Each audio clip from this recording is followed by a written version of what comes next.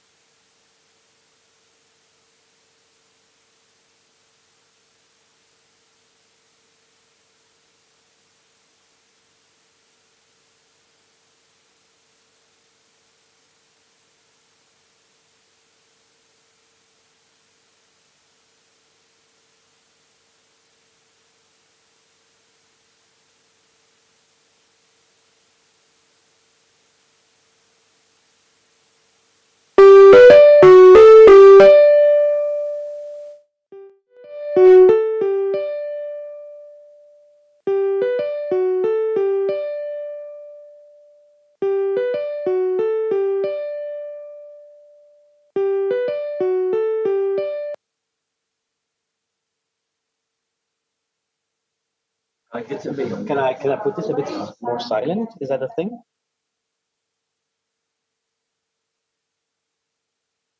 Mm.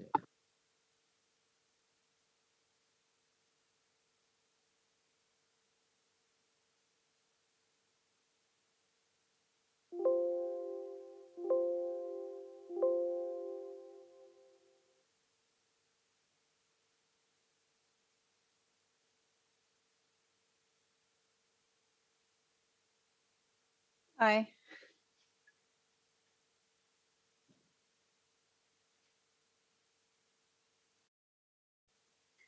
I can talk, talk, talk, talk. Is it? Thank you.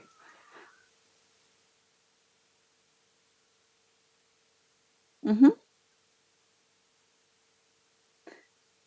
Hi, Isabel. Not too bad. Yeah. Yes, we'll see you. I'll see you in a bit then. Okay. Thank you.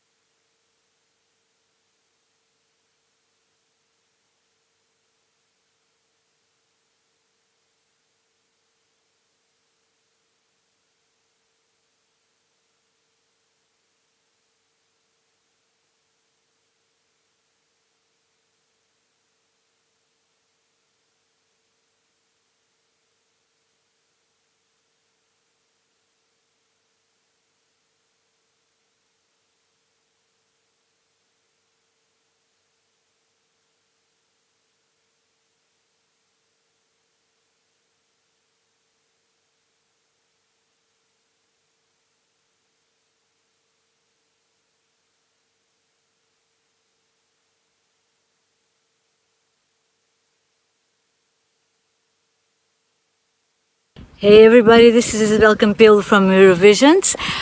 What you're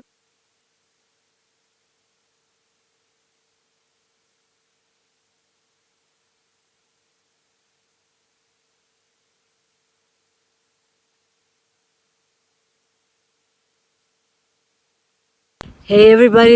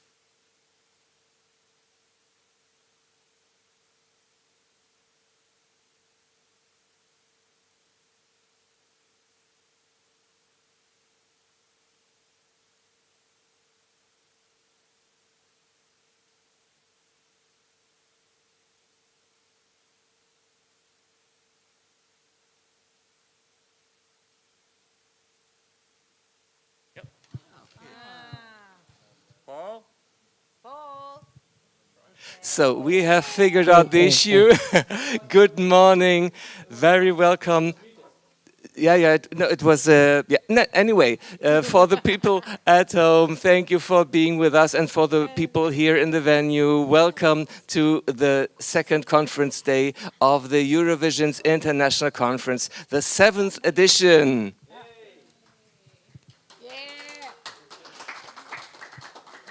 So we are welcoming all our friends here and online. So feel free to ask questions in the commentaries in YouTube, Facebook, Twitch, and X. So this conference day will focus on the big question, what made the Swedish music miracle possible? And we will have very, very nice panelists and presenters, and presented by very, very nice people, my colleagues Sofia Vieira Lopes and Isabel Campelo. Yes, good morning, everybody. I'm not going to say much more than Irving has already said, but I hope you join us throughout the morning because we have very interesting invited speakers. And as Irving just said, we will be focusing mainly on the Swedish miracle. So for those of you who are interested in music, I think it's everybody here and online, please stay with us because it will be worthwhile. So Sofia? Yeah, thank you. Good morning, everyone. So I'm very happy to be here in the 7th edition of the Eurovisions conference. So it's a pleasure to work with my colleagues. And I have to thank you, Isabel, thank you, Irving, thank you, Wilfred. You don't see Wilfred, but he is there. And thank you, Carla, in Mozambique right now. And thank you, Felix. And thank you, Felix, for taking photos. And thank you, Media Evolution, for hosting us here in this second day. Before I ask Andreas to come here to the stage to say some words, I have to do the official thanks because our work is possible because we have a good team of partners, we have a good team of friends helping us during these 7 years. So it is important to say also thank you, Erin, for hosting us and for helping us to make this possible. And as well to Paul Lashmana in the technical issues and putting everything. A big working. round of applause. Yeah, and Emra in the backstage too, and our wonderful musician Korjun working with us from I think 5 years on. So thank you, Korjun, for playing nice songs for us. So I want also to thanks to ESC Insight, our media partner, and Ben for collaborating with us, and of course our institutions. I will not name all of them because big names. So I pass to Andreas to come here and to say hello, and thank you, Andreas, for hosting us. Thank you so much, Sofia. Thank you all for being here, coming here to meet Evolution City, coming to Malmö. And the second day is very good that we are at Media Evolution City because it's a place where new ideas are born and also transformed, and many people who work with that also in the music industry are here. We will later hear a presentation by Rita Hafner, who's the foresight head of Media Evolution City, and we have this foresight circle on the futures of sound and song.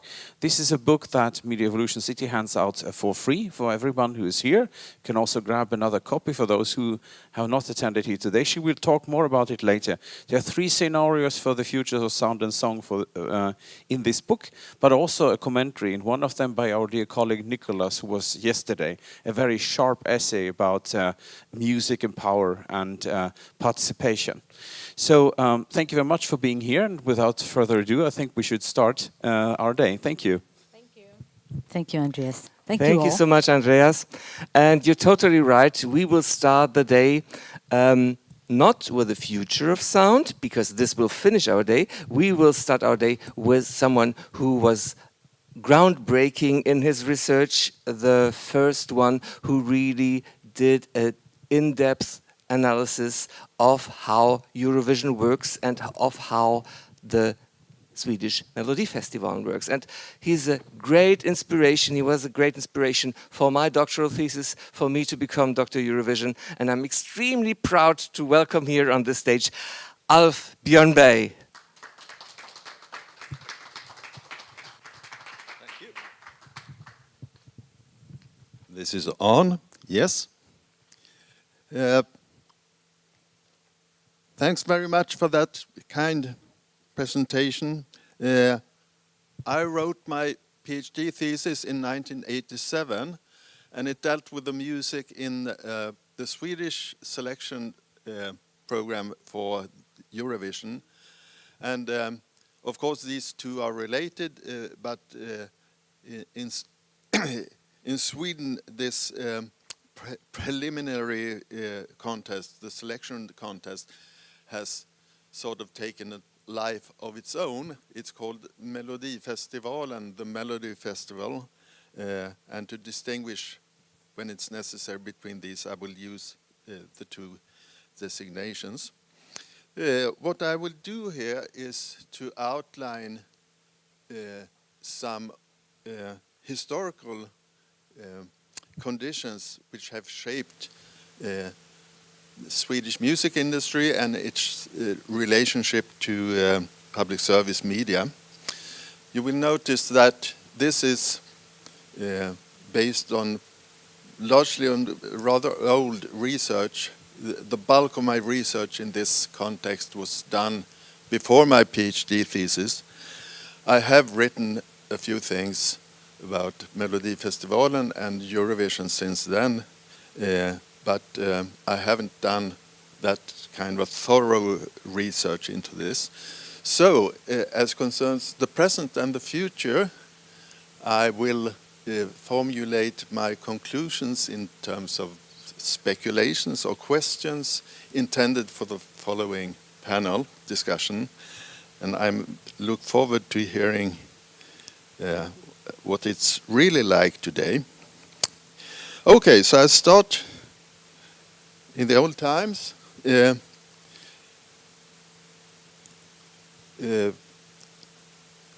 Public service media, radio and television, and the popular music industry. And my conclusion is that at least since the 1950s, there has been a symbiotic relationship between public service media, then called Swedish radio, SR, and the music industry. And what I mean by that, there are of course several aspects to this, but one is that I noticed that in the popular music sector, in the media,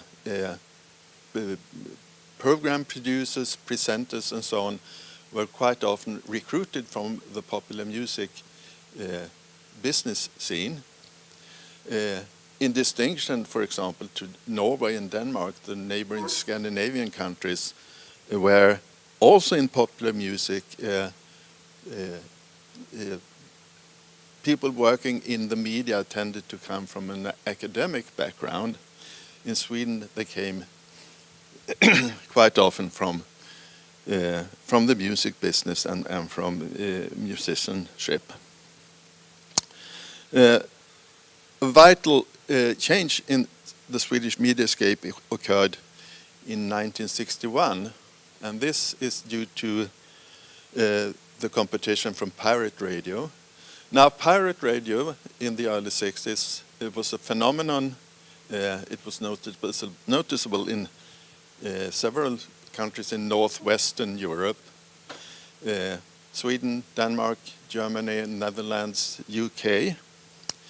And in all these countries, public service media had to sort of react to the new kind of competition. And Sweden stands out in this context very rapidly after the inception of radio station Radio Nord. Swedish public service radio started what's called Melodiradion, melody radio, a quite new format, 12 hours a day of light music.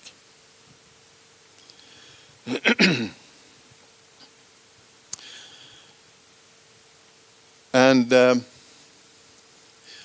one prominent element in this new light music channel was the chart shows, which had proved popular on pirate radio. The first one, Tio I Top 10, launched in 1961, and when it turned out quite rapidly that most of the songs on top 10, whether they were foreign songs or produced in Sweden, tended to be in the English language. Svensktoppen was launched, which had as a requirement song lyrics in Swedish. Also, Kvällstoppen, the evening top, was a sales chart revealing the development of record sales in Sweden. Now, Svensktoppen is important in relation to Sweden's activities in the Eurovision contest. It was a platform for showcasing domestic music industry products. Often Swedish language covers of imported songs, but also quite a lot of original material. And throughout the 1960s and 1970s, songs which appeared in the Swedish Eurovision preliminaries, the Melodifestivalen, also, of course, regularly appeared on Svensktoppen.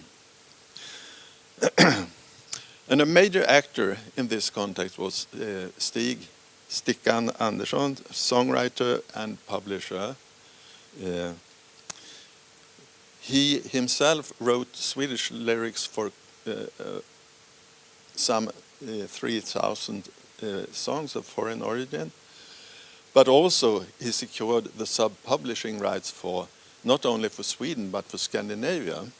So this is a sort of business model from the period when record sales and publishing rights were sort of main sources of income in the music business. Still, for a very long time, there was a quite noticeable, what I've called the inferiority complex among Swedish media officials and in the music business and among journalists as well. Swedish music was sort of homespun, amateurish in comparison to what was alleged as the sophisticated music coming from the UK and from continental Europe. Now, in 1974, as you all know, this changed when Sweden had its first Eurovision win with Waterloo. This, of course, was the start of ABBA's international career. And this was perhaps unexpectedly smooth process, thanks to the network which Stickan Andersson had established in the previous decade or so of international contacts. The 1970s was also a problem of a period of polarization in the Swedish music scene. There was a strong left-wing music movement. There was extensive critique of commercial music at a very often used term with not very clear definition. In 1975, when Swedish television organized the first final to take place in Sweden, the first Eurovision final, there were several alternative activities collected under the name Alternativfestivalen, the alternative festival. And it's interesting, I won't go deeper into that, how public service media managed to observe a very delicate balance between, on the one hand, the so-called commercial music scene, and on the other, the alternative music scene.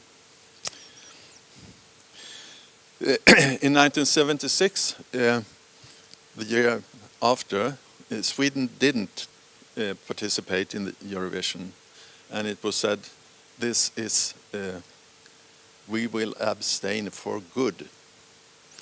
For good turned out to last for 1 year. So from 1977 onwards, Sweden has been a very faithful participant in the Eurovision Song Contest. In the 1980s, Swedish ESC music was dominated to quite a large extent of what in Swedish is called dansband, which is in a way quite unproblematically translatable into dance band. It's a genre featuring some characteristic musical traits, but also context of this dissemination and use music for dancing, lyrics in Swedish, and so on. And throughout the 1980s, the dance band industry dominated Eurovision preliminaries in Sweden. A prominent figure in this context was entrepreneur, I think you can call him Bert Karlsson, in several ways a sort of 1980s version of the kind of music industry tycoon represented by Stickan Andersson, although with a somewhat stronger focus on the domestic rather than the international market. Now we come to what has been termed the Swedish music export miracle or music export wonder.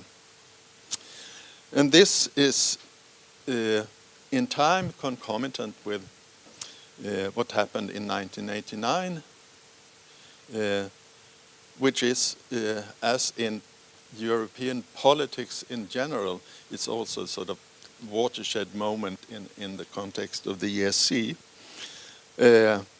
I refer here to Dean Voletic, his book Post-War Europe and the Eurovision Song Contest, which I think is essential reading for anyone dealing with the Eurovision Song Contest and its history. So very much of what has happened since then would have been unthinkable up to that point in time. But anyway, in the early 1990s, there was increasing talk of a Swedish music export miracle, and several pages of journalism were devoted to trying to establish how much money do we as Swedes or Swedish companies make from music export. It turns out in retrospect that it's not very easy to actually put figures on this.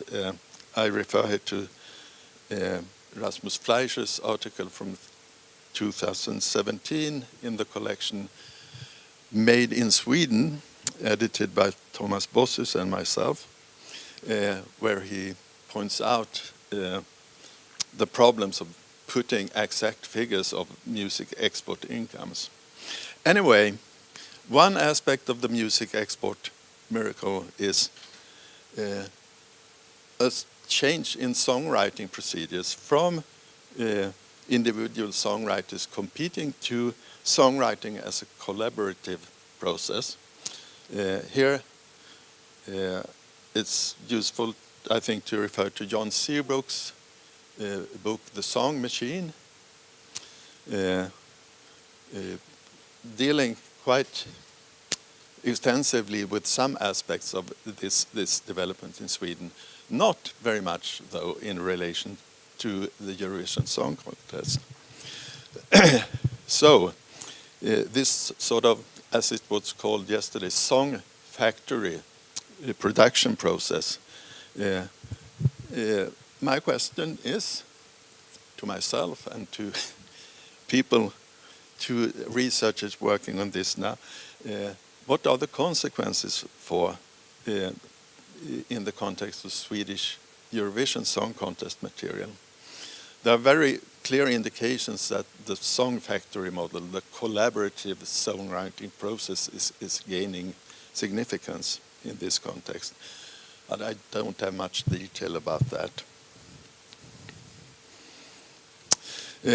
And it may be observed, this is sort of of a side observation that the three ESC winners from Sweden after ABBA in 1984, 1991 and 1999 are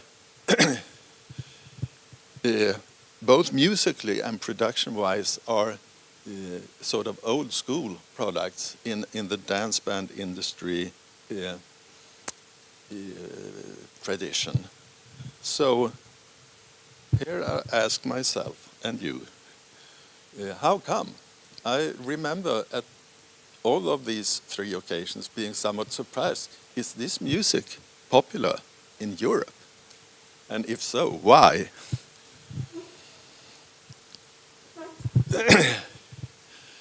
The contemporary Melodifestivalen field is very much shaped by what was happened in 2002, where the format of Melodifestivalen was drastically changed from previously a one evening show featuring 10 or maybe 12 songs where a winner was selected. Now this was transformed into a sequence of several programs, Saturday evening prime time shows featuring heats and heat winners, which were then collected into a concluding final. The number of songs presented in this context expanded to around 30 songs instead of 10. And to me, this seems to be to indicate a strengthening of the ties between public service media and the popular music industry, and not to forget by this time televised talent contests, notably in the Swedish context, Swedish Idol, which has been sort of a school for developing new artistic talent, which then appear in Swedish Eurovision context. And my impression is that increasingly, since the early 21st century, is the contest is very deliberately used from the point of view of the organizers, public survey media producers, as a sort of smorgasbord demonstrating the degree of diversity which Swedish popular music industry is capable of. Of course, with some 30 songs, you have ample possibilities to present a very, very broad and diverse stylistic picture.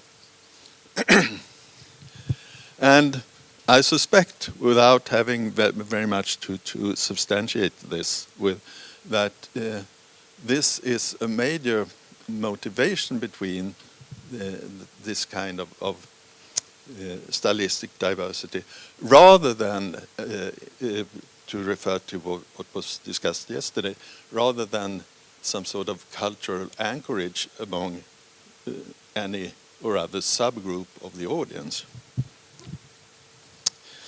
Finally, it's been clear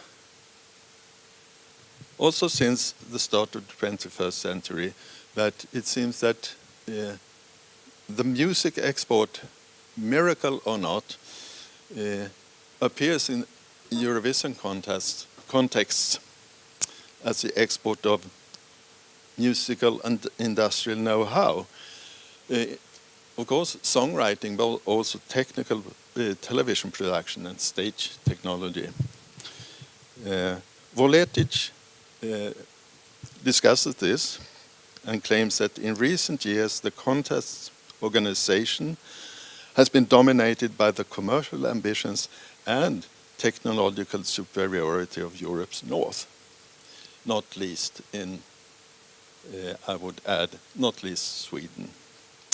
So, what I would like to know more about, and not knowing enough is what are the policies, networks, cooperation and channels which have enabled this development. And with those questions, I finish this. Thank you.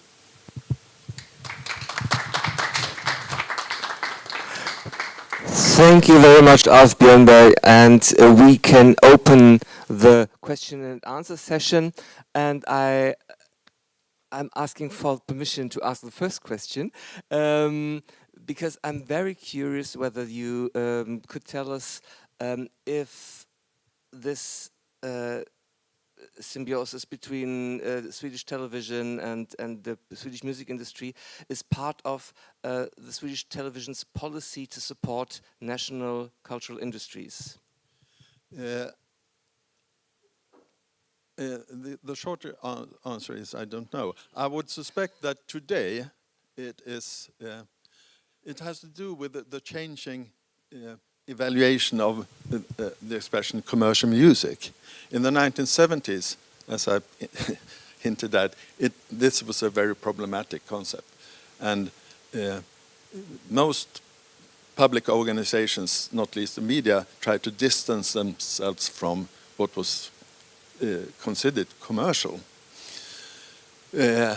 But 20 years later, the music export miracle amounted to a massive re-evaluation of commerciality. So without having gone much into detail, I would suspect one could find a very, very thorough U-turn, not rapid, but a gradual U-turn on these matters. Okay, so now questions from the audience.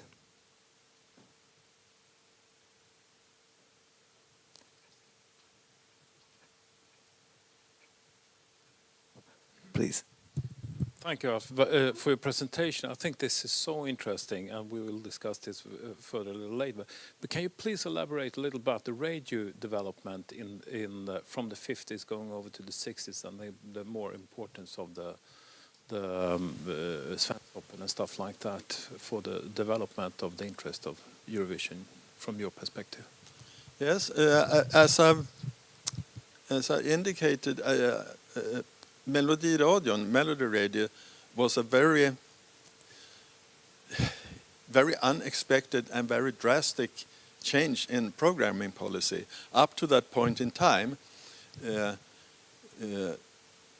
Sweden was quite like neighboring countries in a very cautious attitude towards the programming of popular music, especially recent pop and rock music. But with Radio Nord, Olof Rydbeck, who was then director of Swedish Radio, who was normally a very, very sort of cautious and diplomatic figure, has been quoted in discussion protocols with quite drastic language. We have to compete, have to compete this competition to death. It's a quite strong language to come from that source. And it turns out that matters of cultural values and good and bad music, which had been expressed quite often until that time, were in reality not very important when there was a question for the first time in Sweden of a competition of listeners. The pirate stations had to be competed out of the picture. So the same tendencies are noticeable both in Norway and Denmark, but in a very much more gradual way throughout the 1960s. In Sweden, this changed overnight. And there were some peculiar technological conditions enabling this. I won't go into that detail. It could take all day. But it was a very special situation, technology enabling rapid change in programming policy. Still, of course, as a public service organization, Swedish radio and television had to sort of demonstrate sort of arm's length distance towards commercial interests. But in practice, there was, I would say, a quite beneficial patterns of cooperation.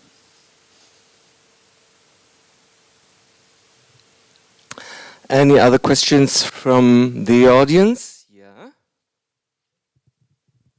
Thank you so much for your presentation, and thank you as well for the inspiration on studying Eurovision Song Contest and the national selections. So, of course, my question is a question of someone from abroad. Because we are talking, and you are talking about this relationship of public service media and music industry and this polarization, and I want to know exactly what is the power of the state, of the governments on these kind of things. If you know something about that, the strategies of the governments, how they affected these kind of relationships on public service media and in music industry. If you can elaborate. I know that maybe could be an answer for all day, but... Yes, I would say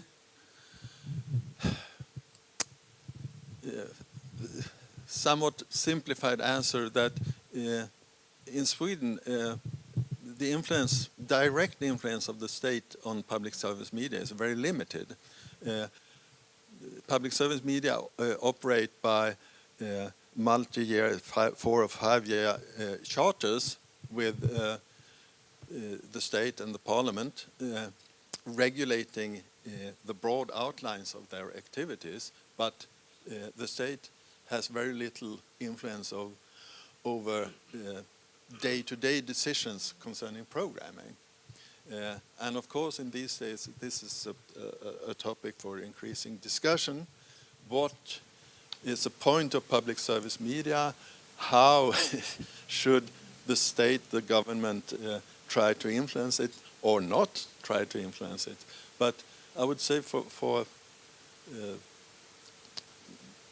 most of the post-war period, this has been a public service media have had quite an, in several respects, an independent status towards the government. Thank you, Alf. I have another question for you. You were talking about the influence of the dance band music industry until the late 90s. Has there been a kind of a struggle of power between this industry and the, let's say, the more modern approach to popular music? I'm asking this from a point of view of a German citizen who is living this struggle between the traditional Schlager industry and pop music and German television, trying to avoid for several years Schlager songs in the national final to keep the format modern. Yeah, I would say that these genre distinctions are rapidly sort of blurring at the edges.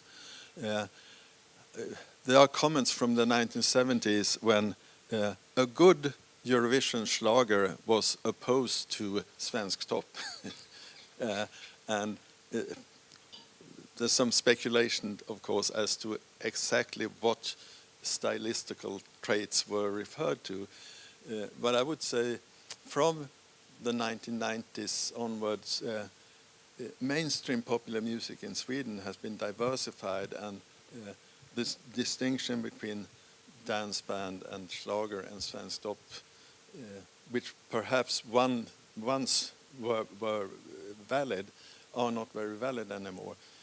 If you listen to Svensk Topp music today, Svensktoppen is still broadcast every week.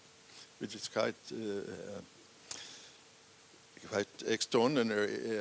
A radio show started in 1961, except for a 3-year period in the 1980s, has been broadcast continuously since then.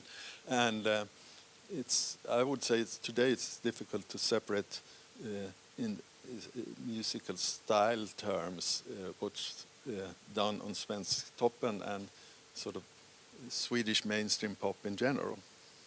Okay, thank you. Wilfred, do we have any questions from the internet?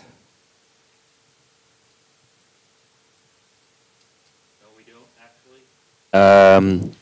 But we do have a compliment by Niels Valk from the Netherlands, and he's saying thank you for the wonderful presentation. So I just want to relay that. But no questions, Irvin. Okay, so I can just join our online viewer. Thank you so much, Afbjörn, for this wonderful presentation.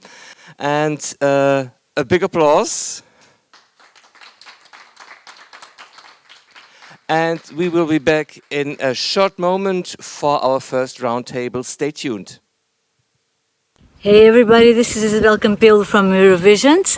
What you're about to see in a couple of minutes is some of my students who were challenged to sing some ABBA songs. Some of them had never even heard of them. So I hope you enjoy it and please stay tuned for the rest of the conference. Thank you. Olá, então, como é que te chamas? Nádia, Que idade tens? 12. Olha, o que é que tu vais cantar? Money, money, money dos ABBA. E já conhecias a canção? Sim. De onde? De uma amiga. De uma amiga que te mostrou? Sim. Ok, muito bem. Então vamos a isso, Nádia.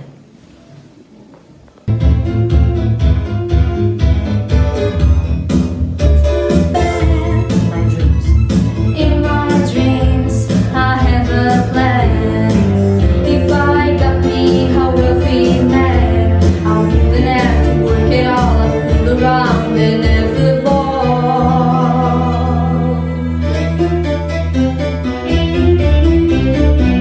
Money, money, money must be funny in the rich man's world. Money, money, money, how is sunny in the rich man's world.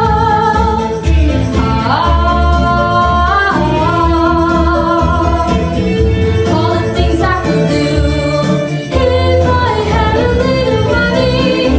It's a rich man's world.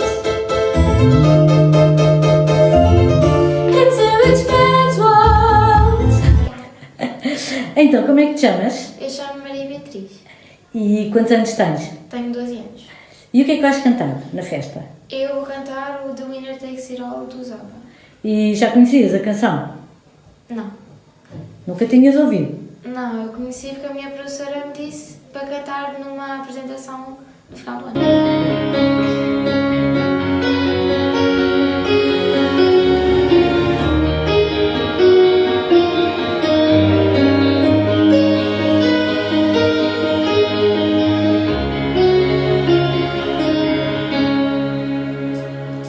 I don't wanna talk about things we've gone through. The dog is hurting me. Now it's history. I've played all my cards, and that's what you've done too. Nothing more to say. No more race to play.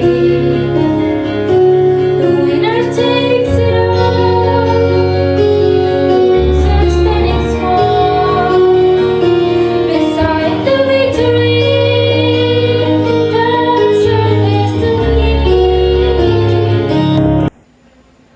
Olá! Olá, Então, qual é o teu nome? chamo Beatriz Cardoso, Que idade é que tens, Beatriz? tenho 17 anos. Então, e o que é que tu vais cantar na festa? Vou cantar o SOS dos ABBA. E olha, já conhecias a canção? Sim, conhecia por causa do filme Mamma Mia. Muito bem. Ok, obrigada. Não.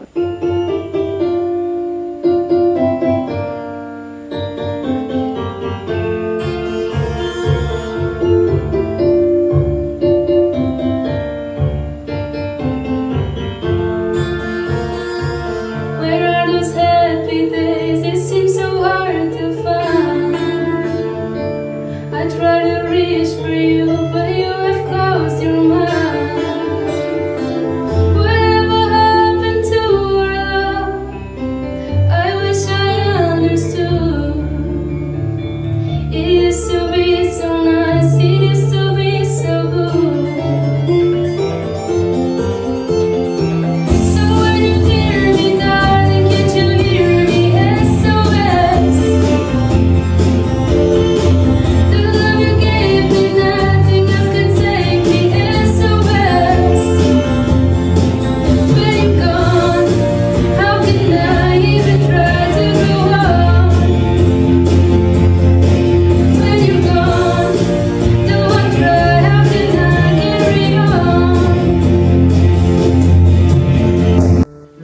Olá, como é que te chamas? Sou Ian Rosado, tenho 21 anos. Eu conheço esta música, o Dancing Queen, conheci através do filme da Mamma Mia. E esta versão do Luís Capaldi?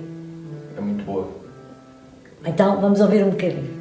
When you get a chance, You are the dancing queen, young and sweet, only 17. Dancing queen, feel the beat from the tambourine, oh yeah. You can dance, you can jive, having the time of your life. Oh, see that girl, watch dancing, singing the dancing queen. Hello, welcome back to our Eurovision International Conference with a very, very interesting discussion panel on the Swedish music miracle. Again, talking about past, present, and future of Swedish pop music industry. And we are extremely proud to welcome so many very interesting guests. We ask you all who are online to prepare your questions, to write them in the commentary sections, and we will ask our panelists to answer them when there is the questions and answer session. We will start first, and I'm so proud to finally have her with us, Nanne Grönvall, one of Sweden's most beloved artists.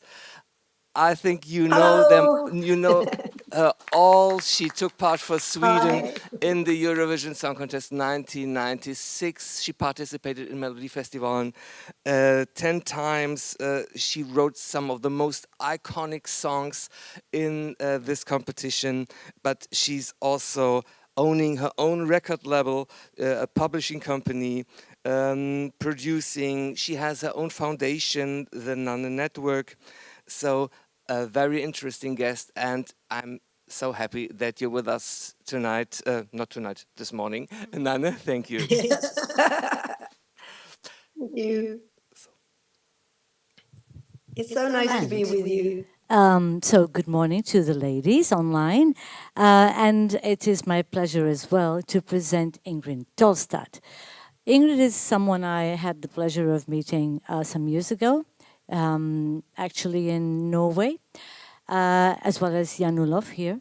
And she's a senior researcher. Actually, she is not anymore this that I am about to say, but I will pass it on to Ingrid.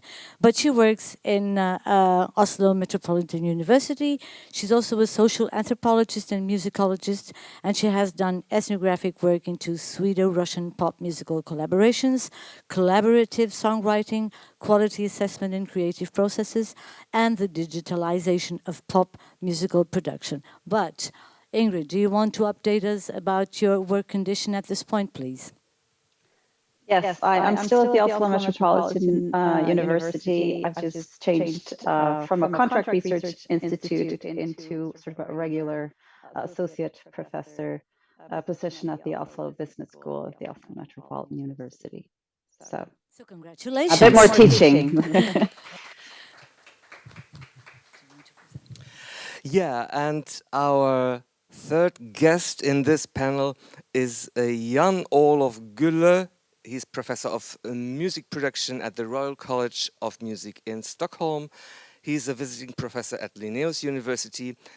His professional background is he has been a record producer and musician for many years. He has been actively involved in research related to music production and teaching in higher education. Thank you for being with us.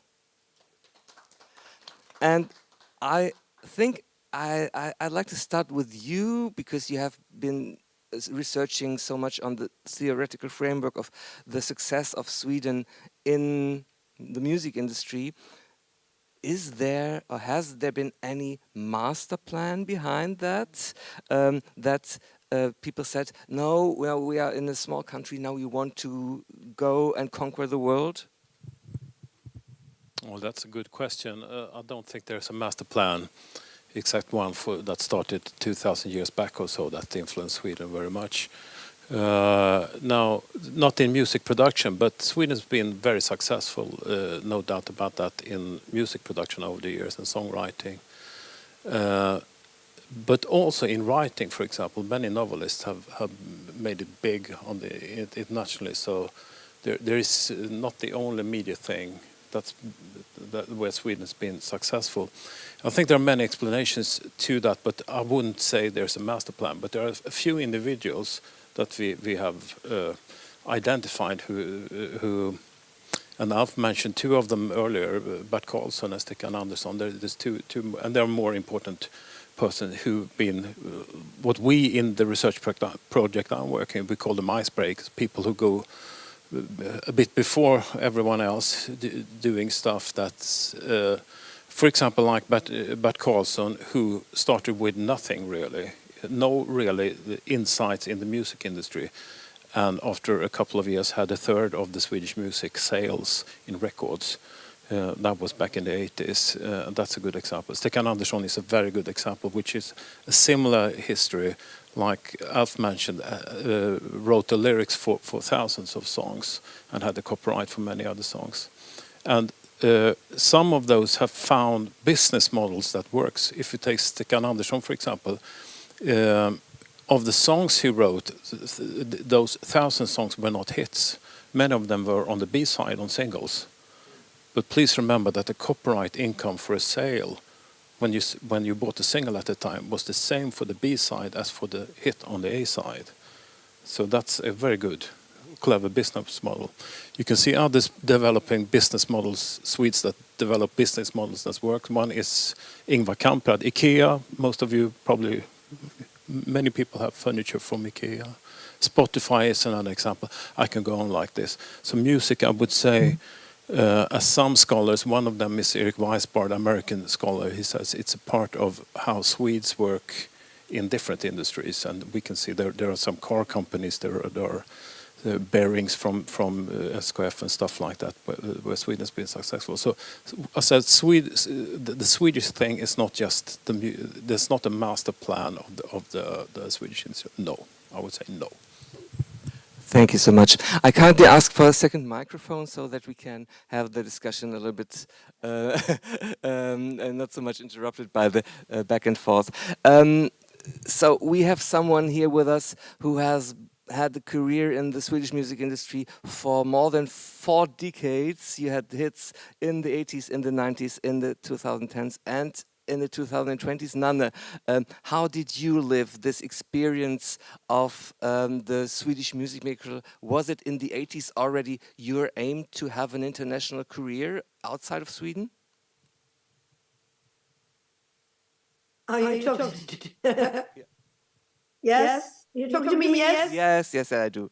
Because I can't see you, so I can hear you vaguely. I think when we started in the 80s, when we were performing with the Sound of Music in 1986 and 1987, and actually this jacket, I put it on especially for this event because this one actually is from 1986, not from the performance, but from staged as a group Sound of Music. And by then we absolutely had the ambition to make it very big, and I think it was about the same in 1996 when we performed with the Villa, as well as when we released Thailand with One More Time.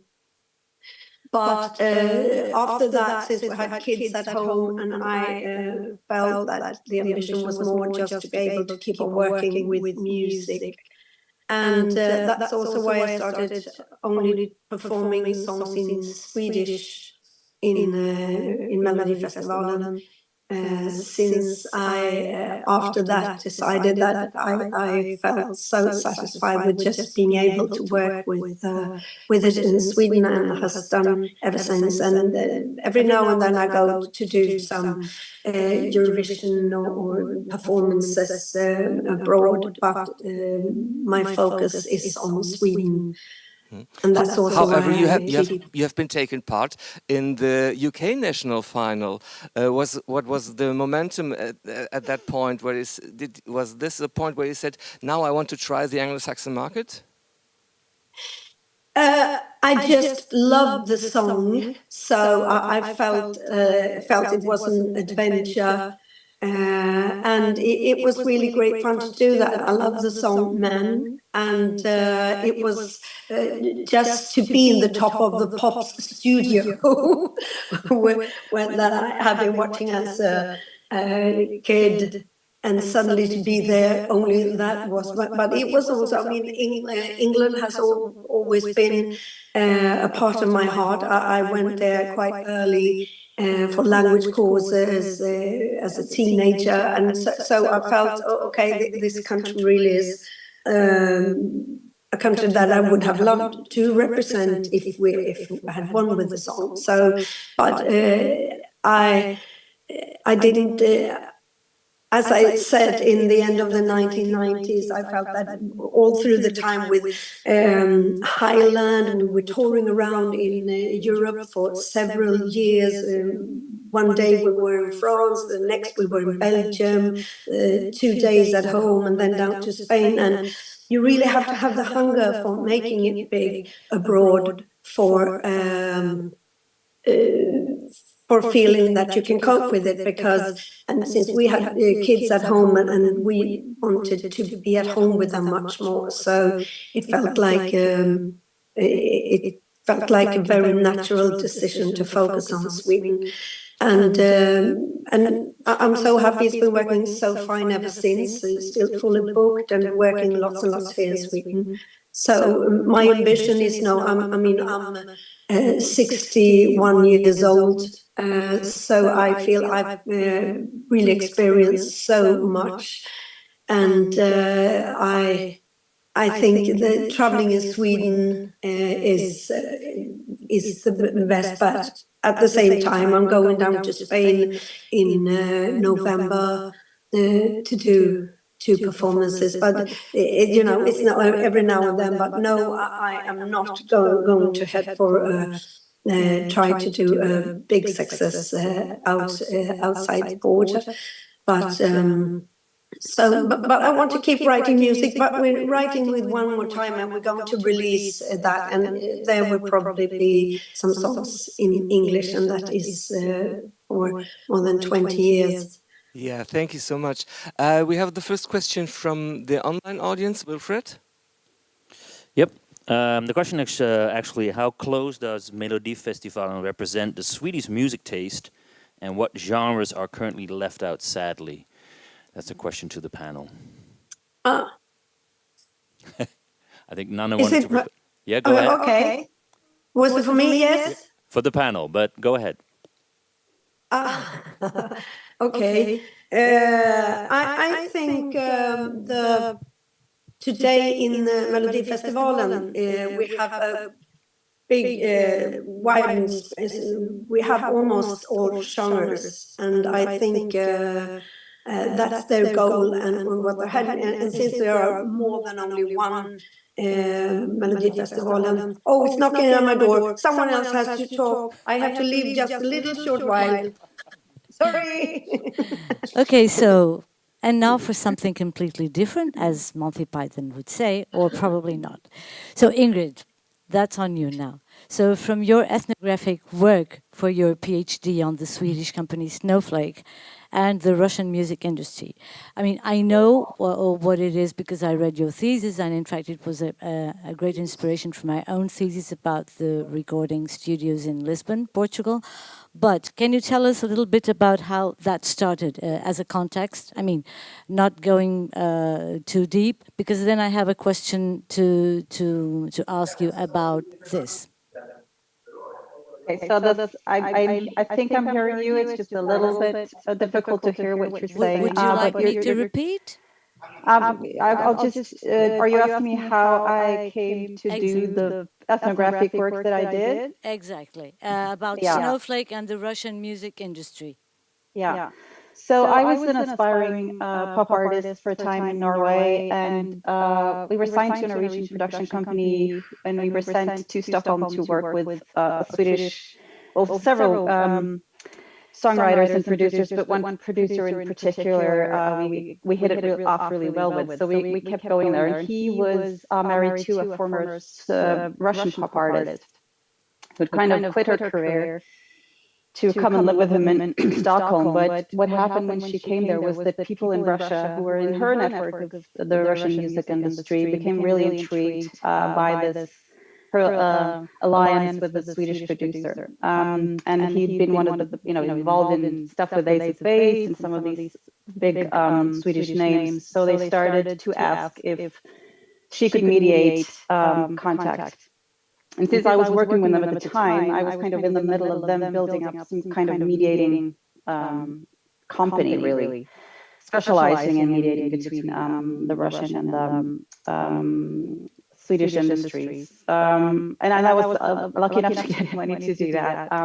And of course, since I was already acquainted with this producer, I got very good.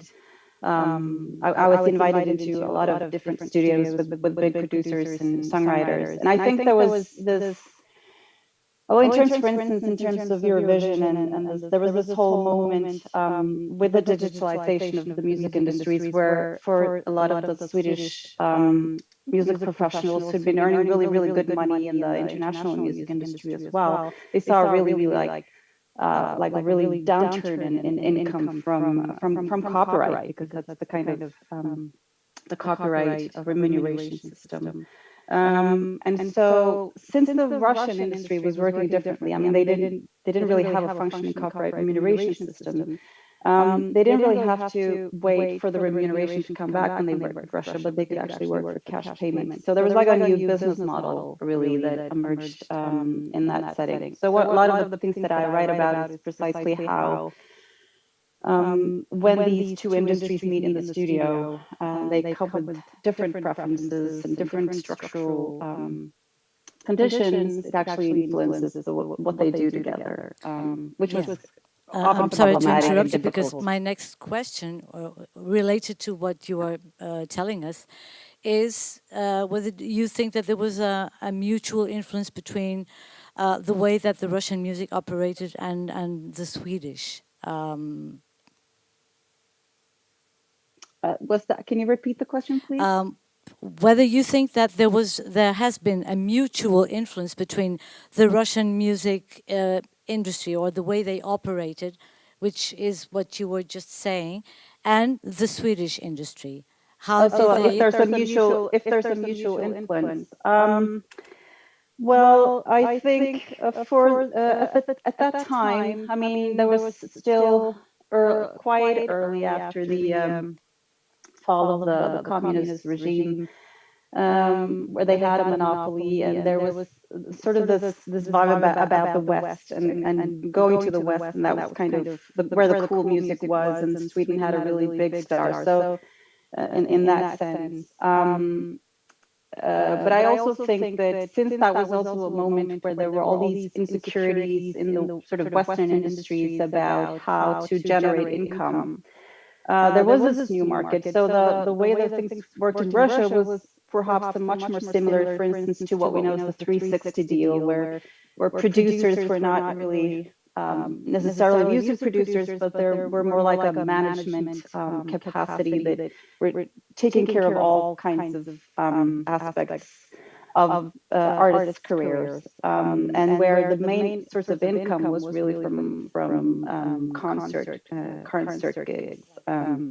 So if there's a mutual influence, yes, in a way, but I think that was also part of sort of a cultural movement. And I think, like, for instance, today the ties have been really cut in that sense. But I think also the Eurovision was an arena where, which was important. I mean, we saw a lot of Swedish songwriters and producers also taking on commissions for some of the former Soviet states and in the Eurovision. So there was definitely a moment there where there were both interested in working across and kind of starting to establish some ways of working together, which is, I think, pretty much not that existent at the moment. But This is a very, very interesting insight. I think many of our viewers would not know about the relationships between the Russian and the Swedish music industry,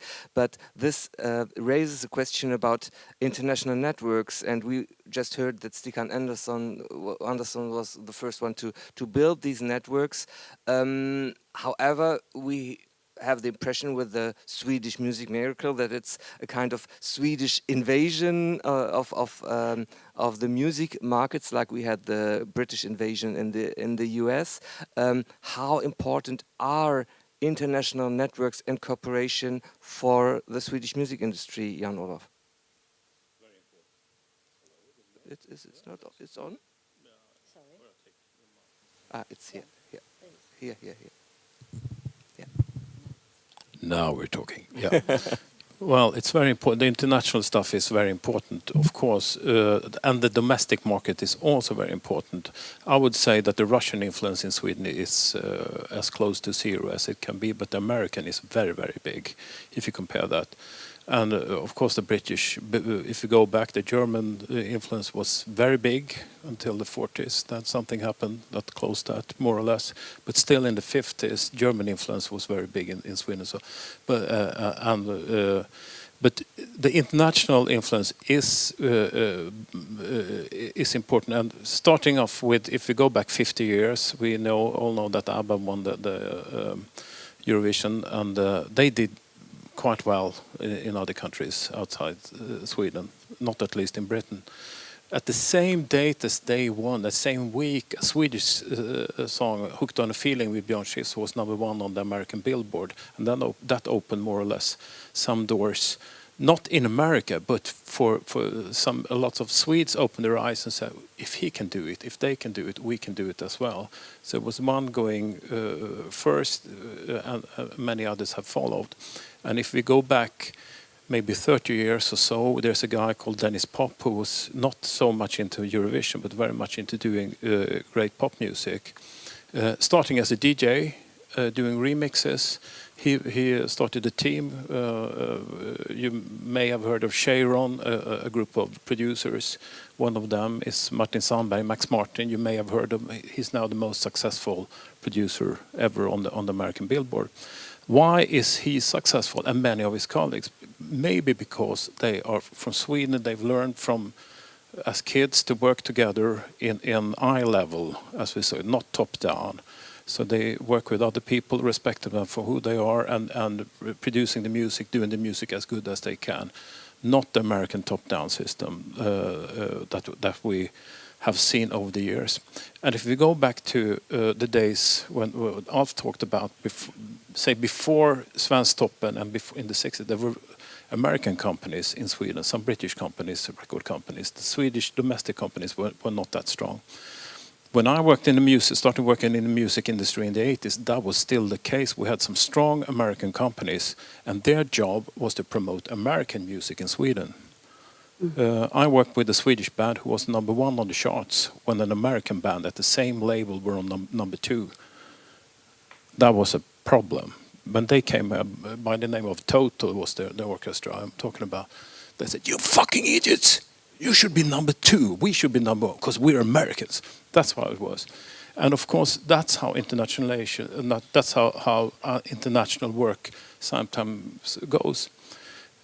At the same time, when Dennis Pop and others showed we can make good music here, more and more interest came from America. And when I've been at conferences in North America, they don't say, I heard one executive say, I don't care what's going on in Nashville or Los Angeles or New York, I want to know what's going on in Stockholm, because that's where the center of music is. And that's very much about the collaborative, like we talked about earlier, the collaborative working model, not the top-down model. I can talk about this for hours, I promise you. I can imagine. But I think. Can I follow up on that? Please. I also think that, I mean, I've been doing a lot of work into collaborative songwriting, and I would say that, the co-writing today is kind of the gold standard in the industry of popular music, for how hit songs or yeah, popular music is made. And I think that the Swedes, also in terms of how you talked about this hierarchical way of working together. I mean, co-writes work where songwriters work in different constellations all the time, and they move, and that's kind of an international exercise today as well. So I think that the Swedes have really been pioneering in the practice of co-writing and kind of contributed to this being really like a standard way of working for many years. I see that Norway, who for 20 years ago, writing for other people was really not credible at all, and we didn't really have the few people who did that in Norway went to Sweden, or they went to the UK, or they went to the US. But now that they've been building up, they're working very much in the same way as Sweden had done. I mean, Stockholm itself had so many studios that they could just do collaborative writing amongst themselves in Stockholm. But it's very much the same way of working that has been building up in Norwegian songwriting industry as well, and that has to be international, and because you work with different people all the time. So I really think that having the infrastructure and sort of doing that, and also this focus on sound and being cutting edge has kind of, I think Sweden has been quite important in establishing this as a general practice in the industry. Yes, so with this collaborative writing, we also see it in this year's Eurovision Song Contest. I think the Croatian song is the only one that has been composed by the same person, and he also wrote the lyrics. All the other songs have been written by several, up to I think 9 songwriters. Is this concept, the artistical concept of the composer and lyricist, something from the past? Yes. Oh, I can elaborate on that. If you go back 50 years when ABBA won, the idea with that song was to promote ABBA. That was the most important thing. They were in the contest, the Swedish contest, Melody Festival, the year before. They didn't win. It was a surprise for everyone. Another song, sung by one of their best friends, by the way, but that's another story. So they spent most of the year after to produce as good as 2 songs, Hasta Mañana and Waterloo won, and the rest is history, as you know. The next time, if we go over here in Malmö, just half a kilometer that way, there was in 1983 new artist Carola, who won all the juries in Sweden. She was number 3 in Germany the same year with a song called Främling. Nobody had heard about her before. That song, in that competition, the song was in the center. They tested different singers to do it. She did it the best. The one who came second in the competition were offered to sing the song, but she took another one, Varför är kärleken röd? Also a good song, but Främling, and that contributed to Carola's first record, the best-selling debut record ever in Sweden, selling more than 1 million copies. That's quite a lot. Sweden is a small country with 10 million people living here. The third example is if you look up the Swedish song this year, Unforgettable, is written by a couple of people, Joy and Linnea Deb. If you look them up on internet, you can see that Linnea, for example, she has more than 30 songs the last 10-15 years in Eurovision. She was co-writing with Joy and another guy the song Heroes that won it all. I think it was 15. And the song they did last year with the same artists as are representing Sweden this year, the twins Martin and Martinus, the 2 Norwegian guys. When I talked to Joy about how is the background with this song, he said it started with an idea. He said, I had an idea about making something big. I didn't have the words, I just had an idea. So the idea was in the center. So if you have these 3 ways of doing songs, the first is to promote the band, the second is to promote the song, the third is actually to promote an artistic idea. And that's what Joy Deb is doing with his collaborative team, where of course Linnea and they worked together for many years. So we have different production models, and I would say the way Joy Deb is working and Linnea Deb, that's very close to say, the Renaissance person in music, where you can do more or less everything. Eurovision is important, but it's not the only path for them to walk. So, Nanne, how are you approaching your Melodifestivalen attempts? Are you also now tending to work more in a collaborative way, or do you prefer to pin your songs yourself? Me and Peter are mainly writing our songs, whether it's for me or for One More Time. When I'm writing for me, then I start writing myself, and when we write for One More Time, then Peter starts working on the music, and but we always collaborate together.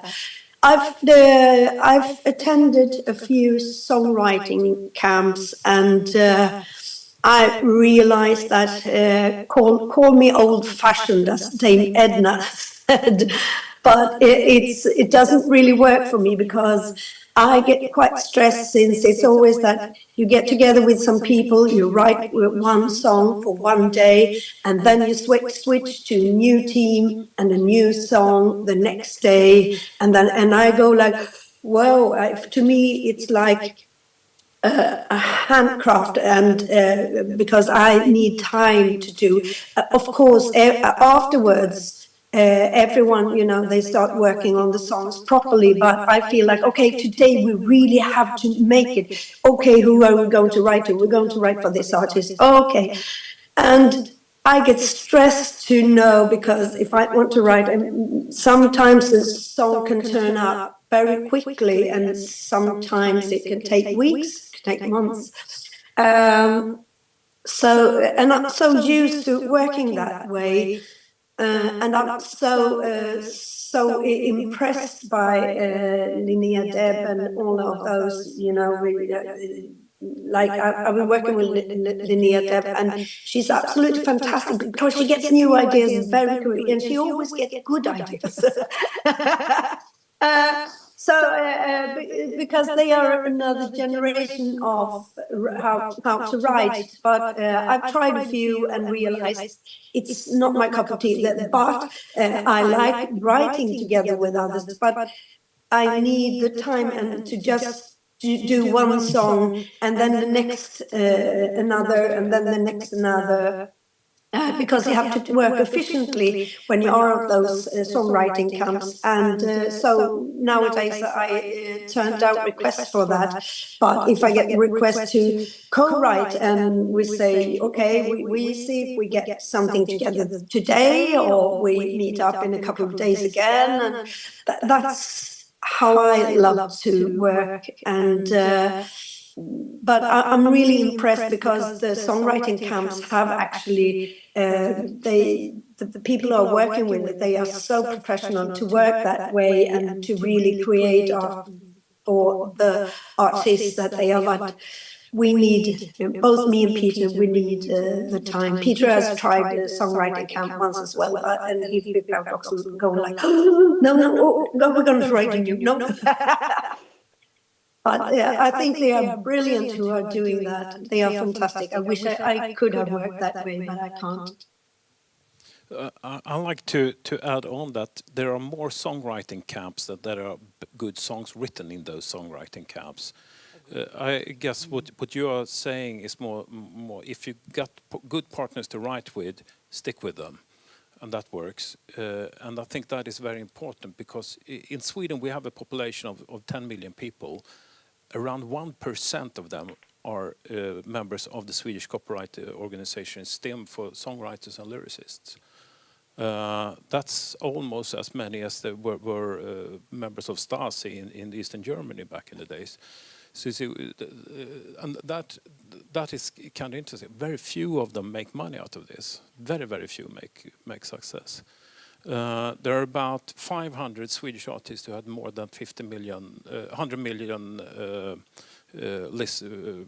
listenings on Spotify, and very few of them really making money out of doing that. But there are lots of songs being written in these songwriting camps that are forgotten. I think, sorry, I just think most of the... Yeah. Sorry to interrupt. Nanne, please continue, Nanne. No, I just say, yeah, like most songs that are written in camps. I mean, most songs that songwriters write, they never see the light of day. So I think that's also a lot of that's the songwriting camps and co-writes is also a way of becoming a songwriter in terms of learning the craft and learning the practice. So I think, yeah, it's this a massive amount of songs that are being written in camps. But a lot of people in the industry that I've talked to also talk about camps as sometimes, you have Eurovision camps and you have them for specific artists, and that might increase the chances for something to come out of that specific camp. But very often it's also thought of as a way of training or, learning how to practice songwriting, but also as an incredibly important networking arena. Like you said, like you might meet someone that you like to work with, and then that's someone to pick up on later because you know that you're going to do good stuff together. And we know, like, I mean, Nana, you're not the only one who has this close connection to one person. I mean, many of the big, also Swedish, we talk about Swedish teams. So I think it's also about today, I mean, it's very much about networking and making connections, and then as we see in the Eurovision, that it's an international thing that people do. I mean, Eurovision might be one arena for getting your songs out there, but a lot of these, there might be songwriters from different nations that are representing this in this country. And I think so camps are one part of this, and then there's a lot of people who also working just co-writing and setting up sessions themselves or through their publishers, much in the way that you do, Nana. They might not have that urgency that the camp has, because the camp has a lot of different functions, I think.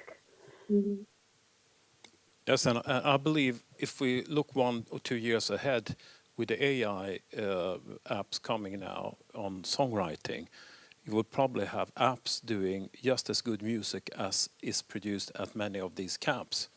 With this being said, if it's not by coincidence that Linnea Deb and Joy Deb and their colleagues are in the festival year after year after year, it's one very good reason why they are.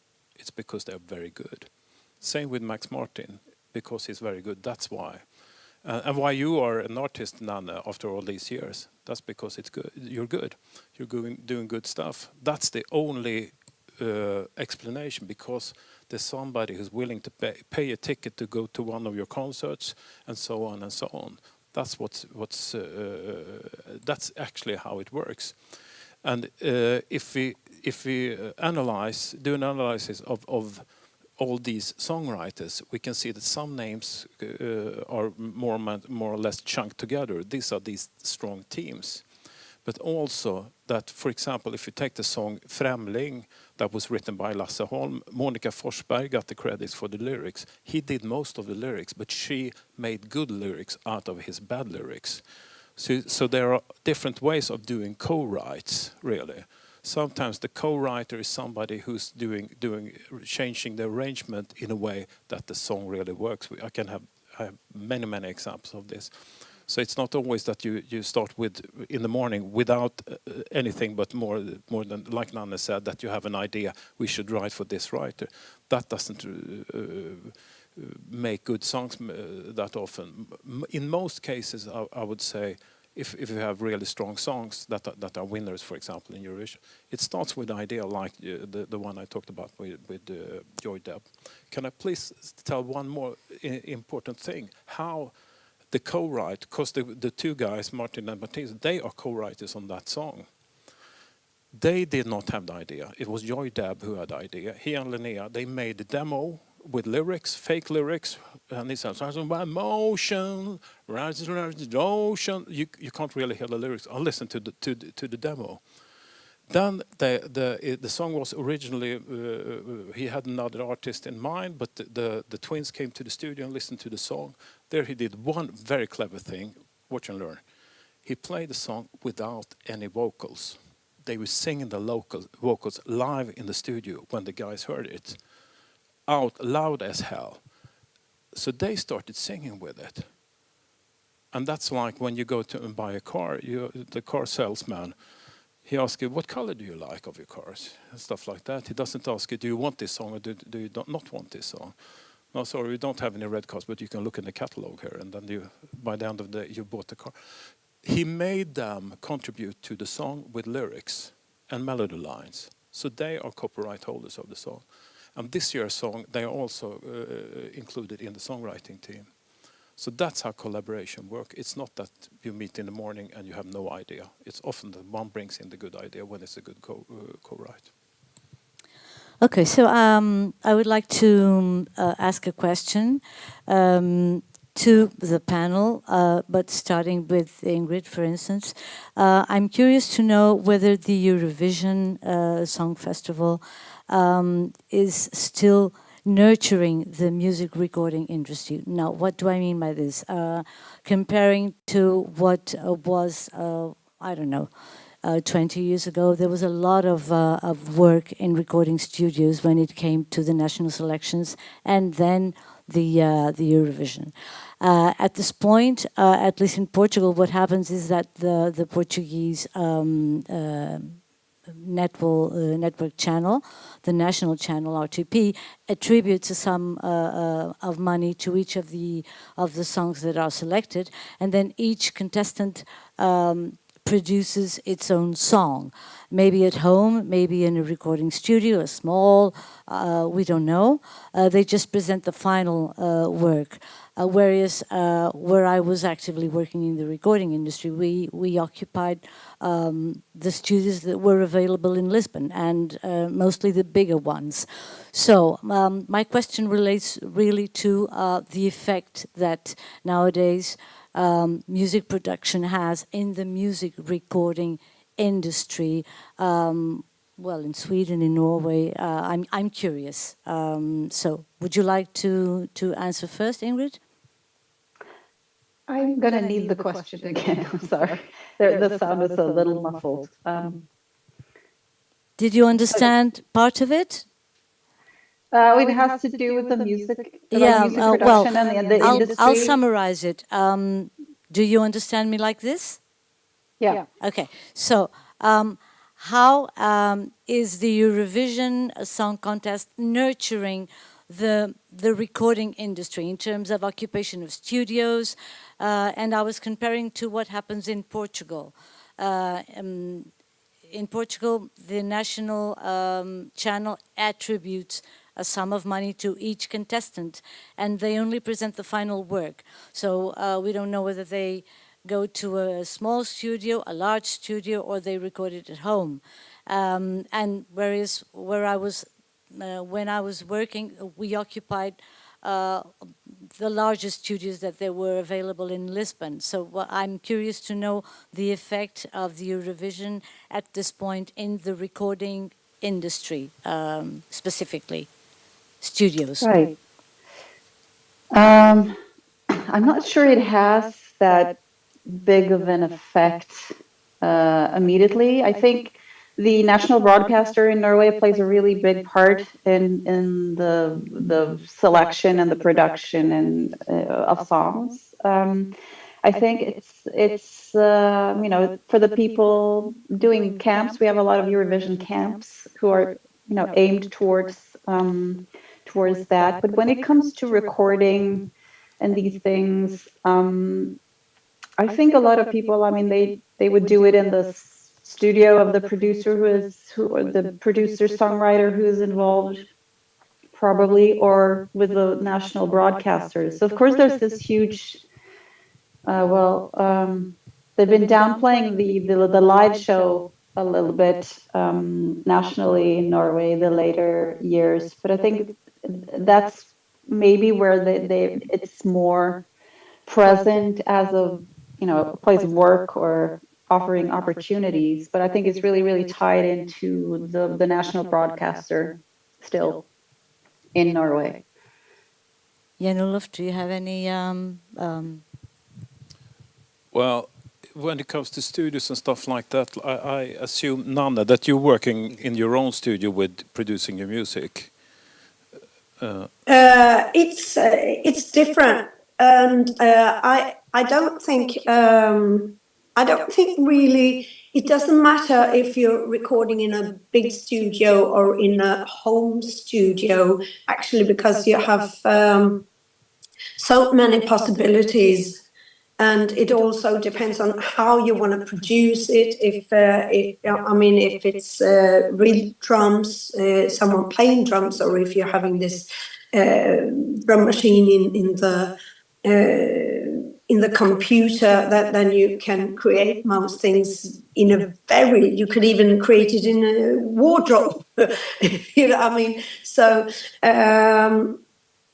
and I think maybe that's also why Sweden has been so creative when it comes to music, because we had in a very early stage the possibilities of a lot of support in the community all around in Sweden for teenagers to be able to start up rehearse places where you could rehearse with the band, and you could get you had this kind of educations, but it wasn't in school, but where you could get help to start learning about music programming and things like that.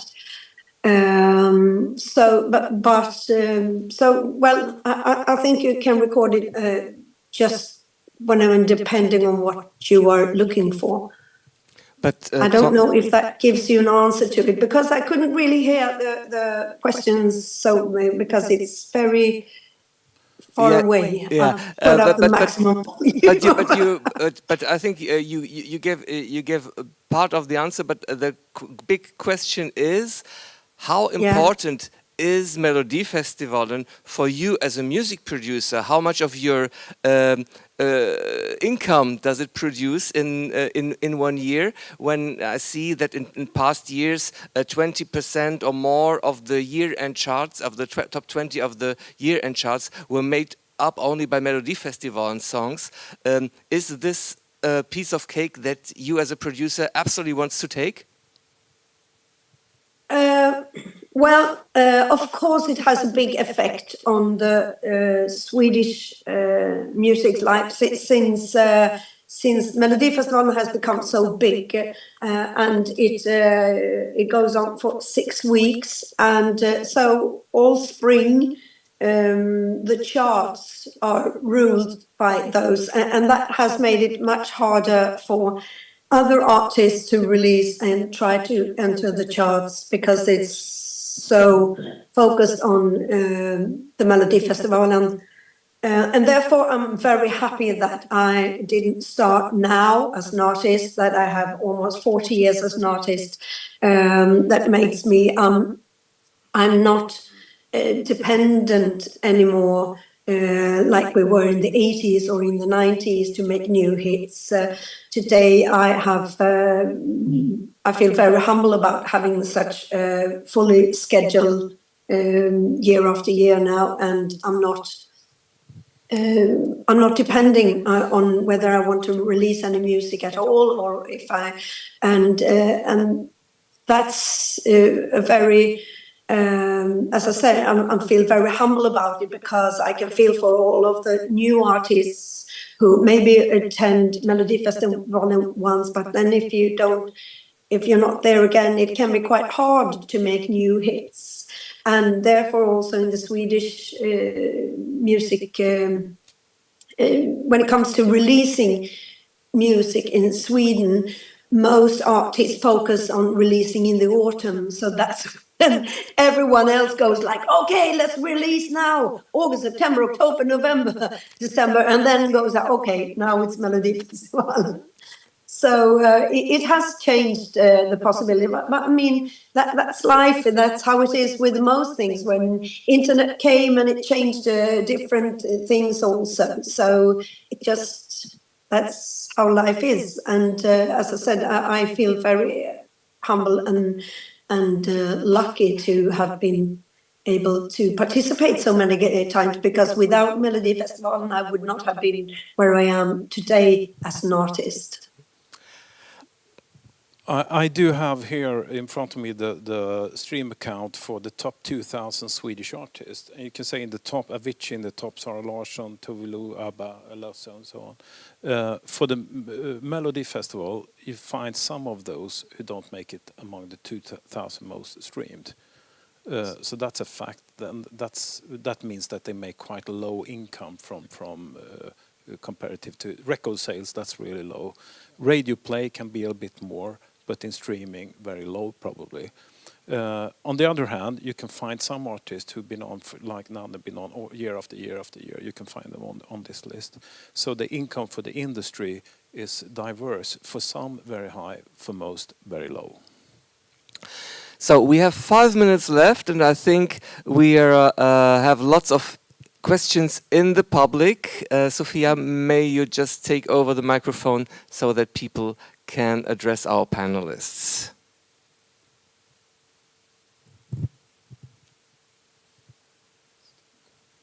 Who want to be the first? I can ask a question to the panel.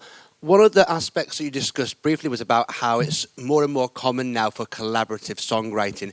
I wonder if that's because the importance of the music industry means that there's more of a security and a safety net to also have as many hands on each piece of art and song as possible, so that the end product that ends up coming out, it's a more of a guarantee of professionalism. Irving mentioned, of course, Croatia's song this year is the only soloist in the Eurovision Song Contest. It wasn't in the original list in Croatia because it's a more of a risk-taking entry in that sense. And the Swedish pop industry is so established, it can't be seen to fail.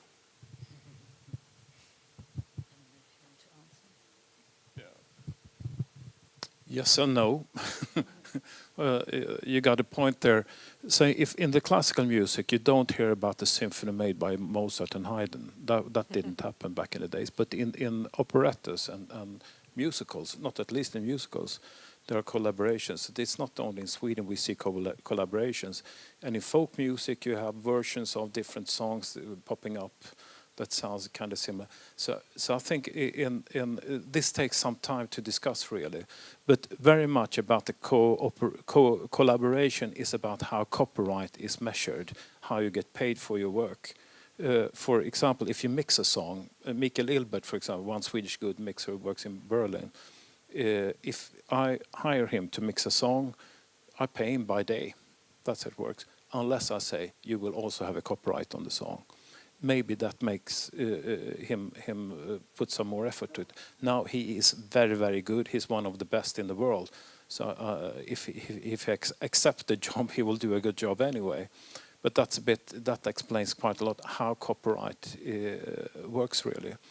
And it's the idea with copyright that if I start with some of the old artists, by the way, I'm not looking at Nanne now, but some other artists who've been quite popular, they can come to the studio. I have not experienced this myself, but some of my colleagues, they come to the studio with a very brief idea and then work collaborative.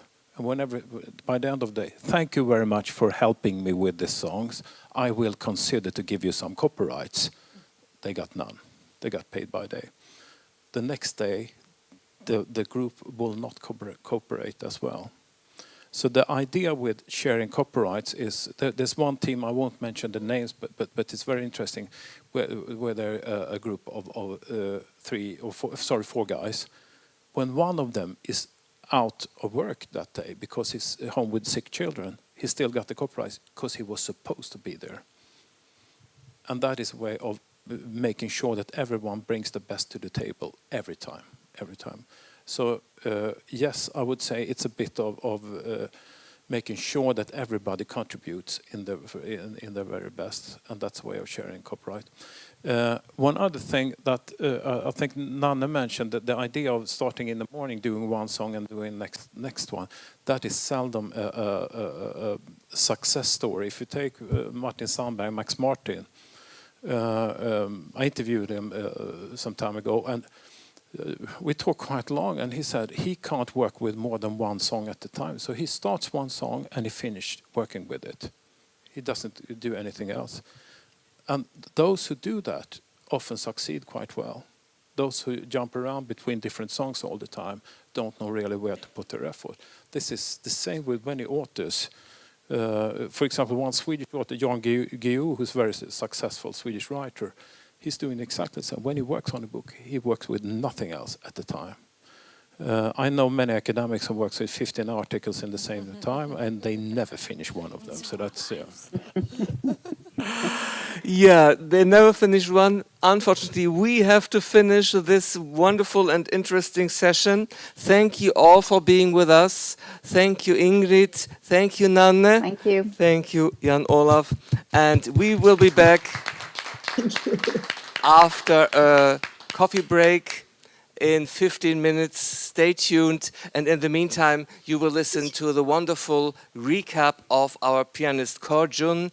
He's doing special piano versions of the second semi-final of this Eurovision Song Contest. Stay tuned and enjoy.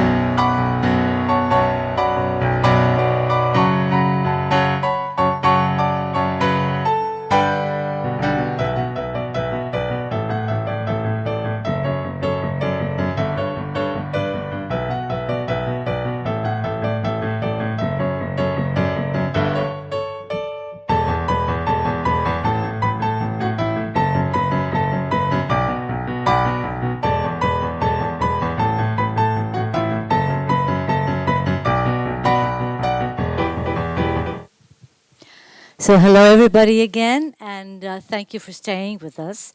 So now we're starting our third impulse for today, and for that we will have the presence of Professor Linus Johansson on this stage. So I hope I pronounced it well again. Sure. So Professor Linus Johansson is Senior Lecturer at the Department of Music and Arts, Linnaeus University. His teaching involves musicology, music pedagogy, and artistic music studies. So Johansson's research primarily focuses on political music videos from the 1980s, but also includes earlier periods of time. So please welcome Professor Linus Johansson. Thank you very much. Thank you. Thank you. I should mention I'm not a professor in the Swedish terminology. Sorry. No, I am sorry. But in English, I think you can say that.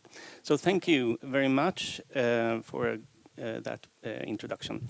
I'll just start right away into this amazing field of the progressive leftist movement and the alternative festival. So in February 1974, ABBA won the Eurovision Song Contest. We all know this. We also know that it was therefore Sweden's turn to arrange the festival in 1975. However, what some of you may not know as much about is that highly active leftist movement objected to the event and arranged an alternative festival that celebrated cultural diversity instead of competition between nations. The so-called progressive music movement had since the start some things in common with the hippie movement, but towards the end of the decade there were also connections to the first generation of Swedish punks and in effect the upcoming underground scenes associated with the subculture. DIY culture, fanzines, non-profit media and record companies, political debates and activism, and so on, all belonged in the movement. There are plenty of stories about it, and although many make sense, they don't all tell the same version. This leads to a dilemma on my part. While some of you, dear international participators, may not have heard about the movement at all, a few of the senior experts who have already spoken at this conference were actually there when this all happened. As I am too young to remember much of the decade, I look forward to being corrected by you during the Q&A. At least I saw the children's shows.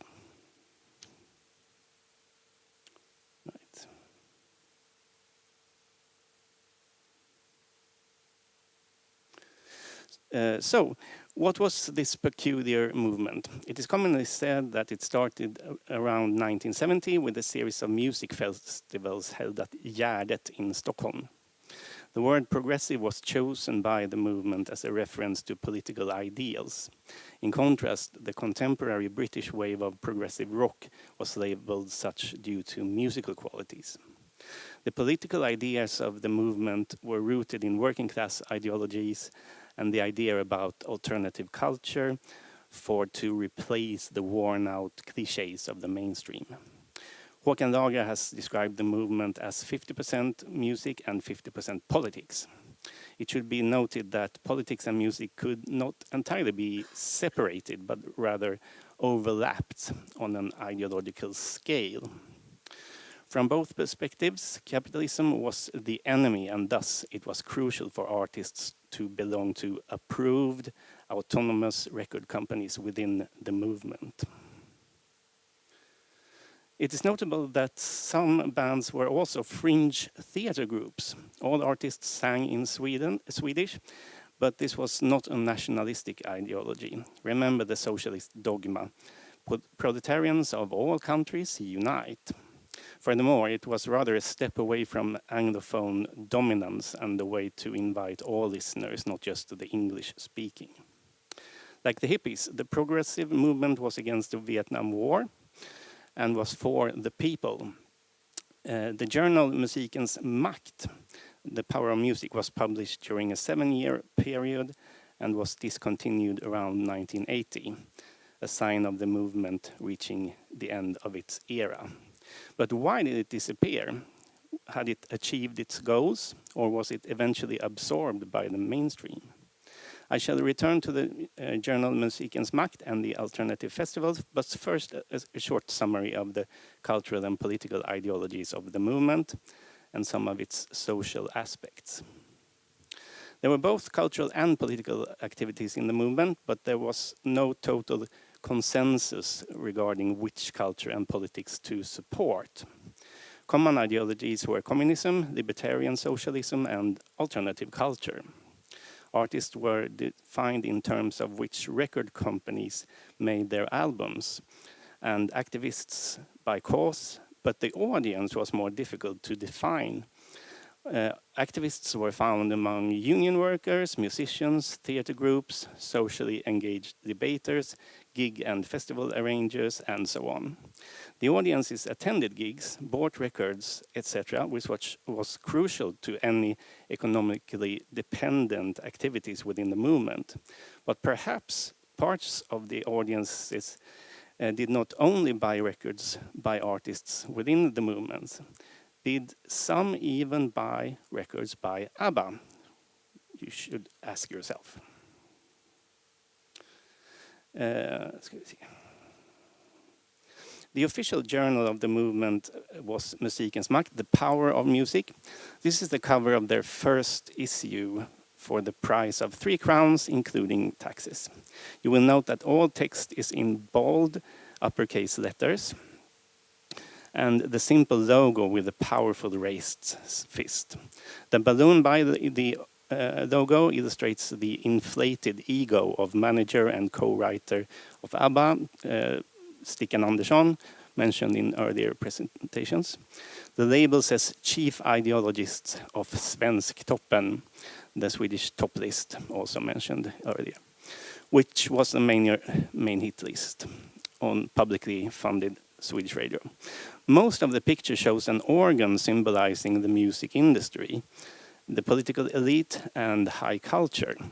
The title on the score is The Music of Power. And the clefs on the score are dollar signs. On the left side, we see a manifesto that is most characteristic of the ideologies of the movement. And on the right side, the contents of the issue.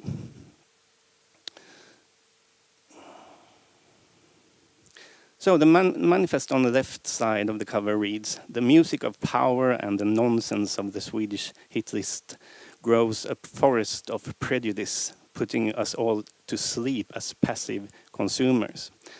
With the power of music, we fight for a living, progressive music culture, music that activates us, expresses us, and the time we live in. We will create a music culture for everyone."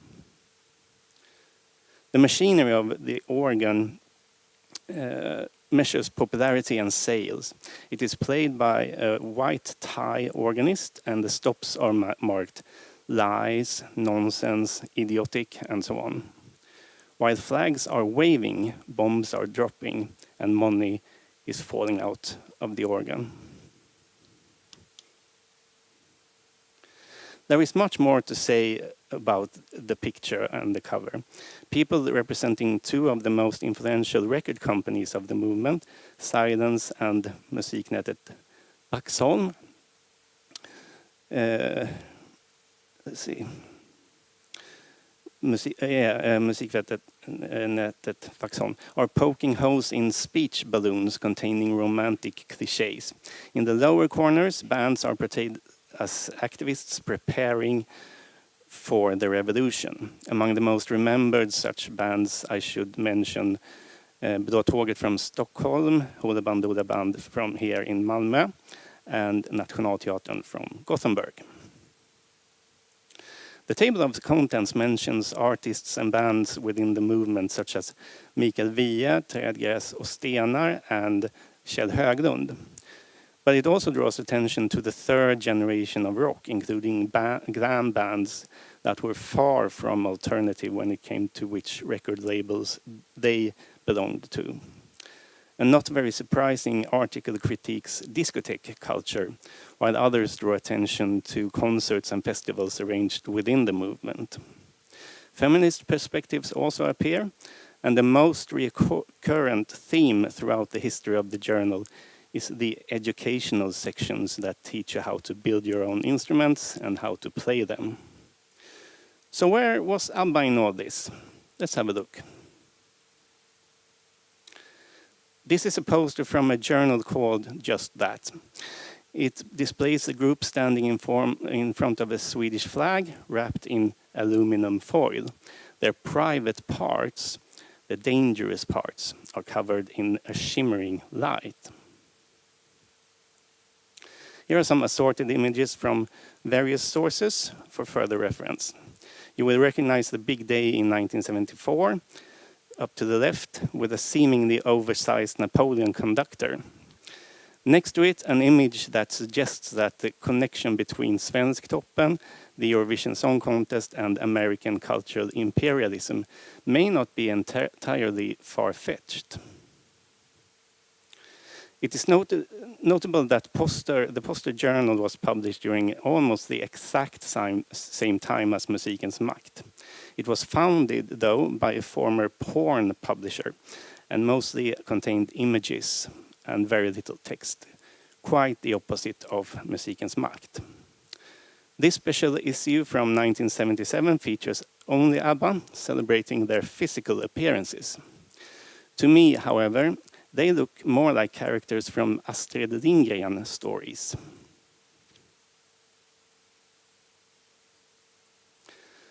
Down to the right is Skorpan and Jonathan, the brothers Lionheart, and up to the right, the unmistakable Pippi Långstrump.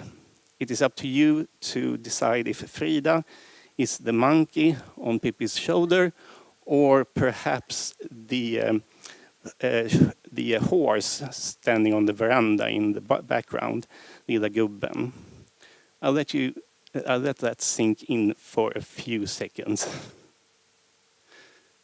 There.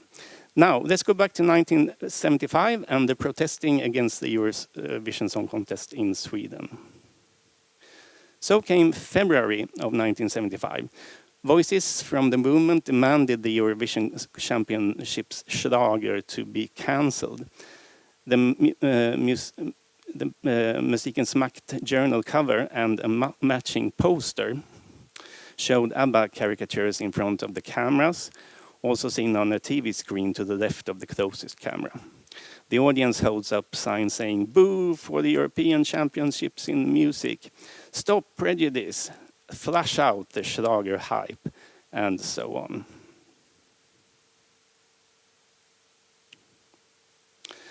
As history stands to confirm, the contest still happened, so the movement arranged their own alternative festival. This included the international context, but without the competition between nations. The whole alternative festival lasted about a week with countless performances in a large tent. In this picture, we see Sillstrypan, the herring strangler, who performed what is widely regarded as the official theme song of the alternative festival. The mix of Swedish and English in the title, doing the omoralisk Schlagerfestival, doing the immoral Eurovision Song Contest, is of course ironic, but also references the Anglophone dominance previously mentioned. Sillstrypan mentions an authentic sampler-fizer, mockingly referencing the machine of the cultural industries. The mentioning of rattling jewelry is most likely a quote from the Beatles' Royal Variety performance in 1963, when John Lennon told the people in the cheaper seats to clap their hands while the rest could just rattle their jewelry. The herring strangler also mentions the Spanish sun, referring to Franco's dictatorship. ABBA is described as wearing plastic clothing, as dead as cans of herring. This sets his French nerves on fire, reminding the listener of earlier events in the history of class struggle. and that the same revolutionary spirit lives on today, or back then. Notably, Stickan Andersson is said to produce romanticism, and then he gets a kick, presumably in his rear end. Let's listen to the simple vocal and electric guitar arrangement of the first verse and chorus before the whole band comes in. I will show you a translation of the entire lyrics, although it's partly summary, just so you know.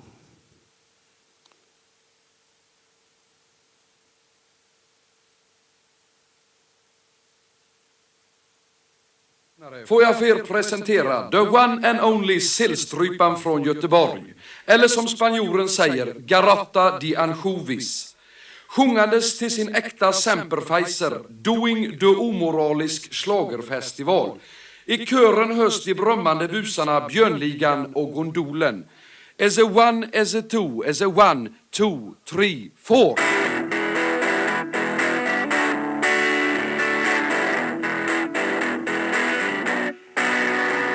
De rasslar av juveler och glittrar av guld. De sjunger om den spanska solen. Men garrotteringar och mord, det skiter de i. Och svänger på fascistkärringkjolen. Och här kommer ABBA i kläder och plast. Lika döda som sillkonserver. De skiter också i allt, vill göra snabba stol. Det pyr i mina franska nerver. Doing the omoralisk schlagerfestival. Yes, doing the omoralisk schlagerfestival. Ja, kom igen gubbar!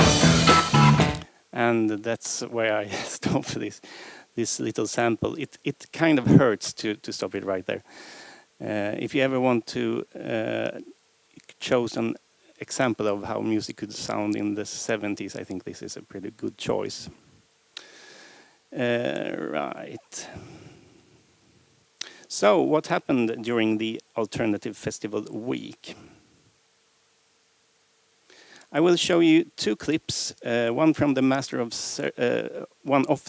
Ceremonies and one of the Herring Strangler himself performing the final act.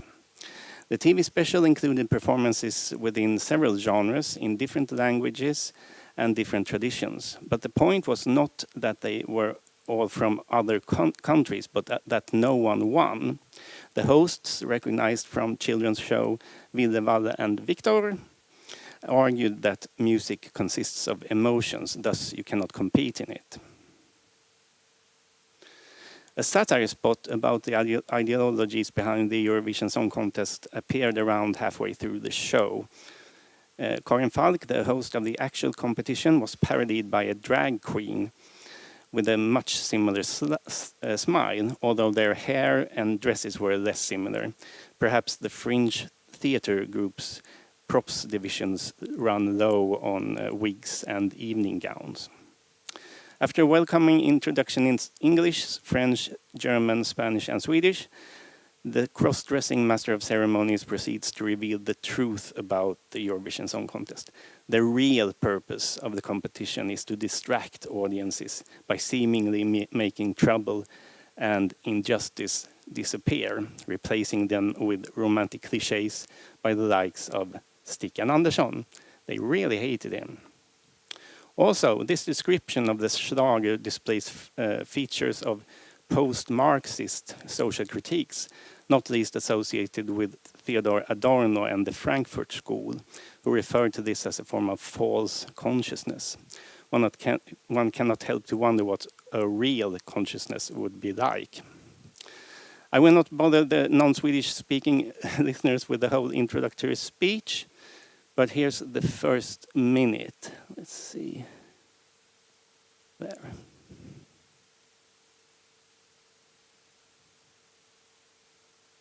C'est un grand plaisir pour nous à vous souhaiter bienvenue au Festival de Mélodie Grand Prix 1975. Bienvenue à Stockholm. Meine Damen und Herren, es ist uns eine große Freude, Ihnen willkommen zu heißen zum Melodie Grand Prix Festival 1975 und willkommen nach Stockholm. and so on. Let's see. So,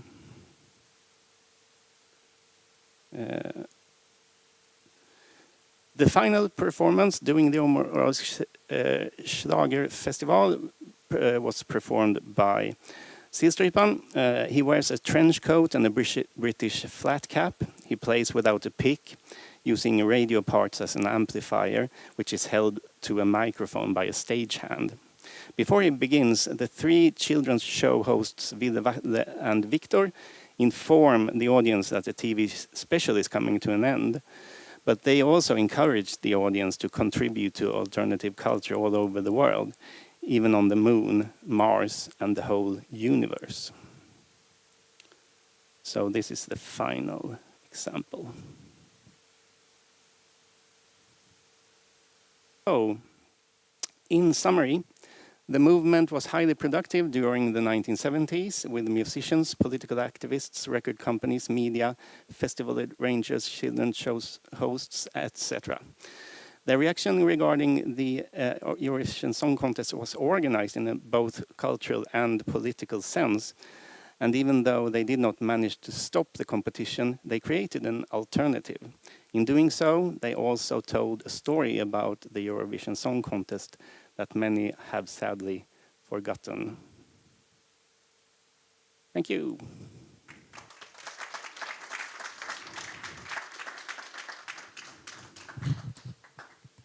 So thank you very much, Linus, for a very interesting presentation. And now we have 5 minutes for Q&A. So if anyone wants to ask a question, I have one. I certainly have one, and it's probably a short one. I don't know. But it seemed quite odd, and you actually made a comment that Macht Music, or Music Macht, the magazine, I mean, they had this interview with David Bowie, Alice Cooper, and somebody else, which were, at the time, personalities of the music industry, clearly. So is this a clear case of form over content? Because was it just because of what they, well, of the way they acted more than what they actually represented? I was curious. Yeah, I think a lot of these artists outside of the movement, the activists had like mixed feelings for them, and if you ask some, they'd say one thing, others say another.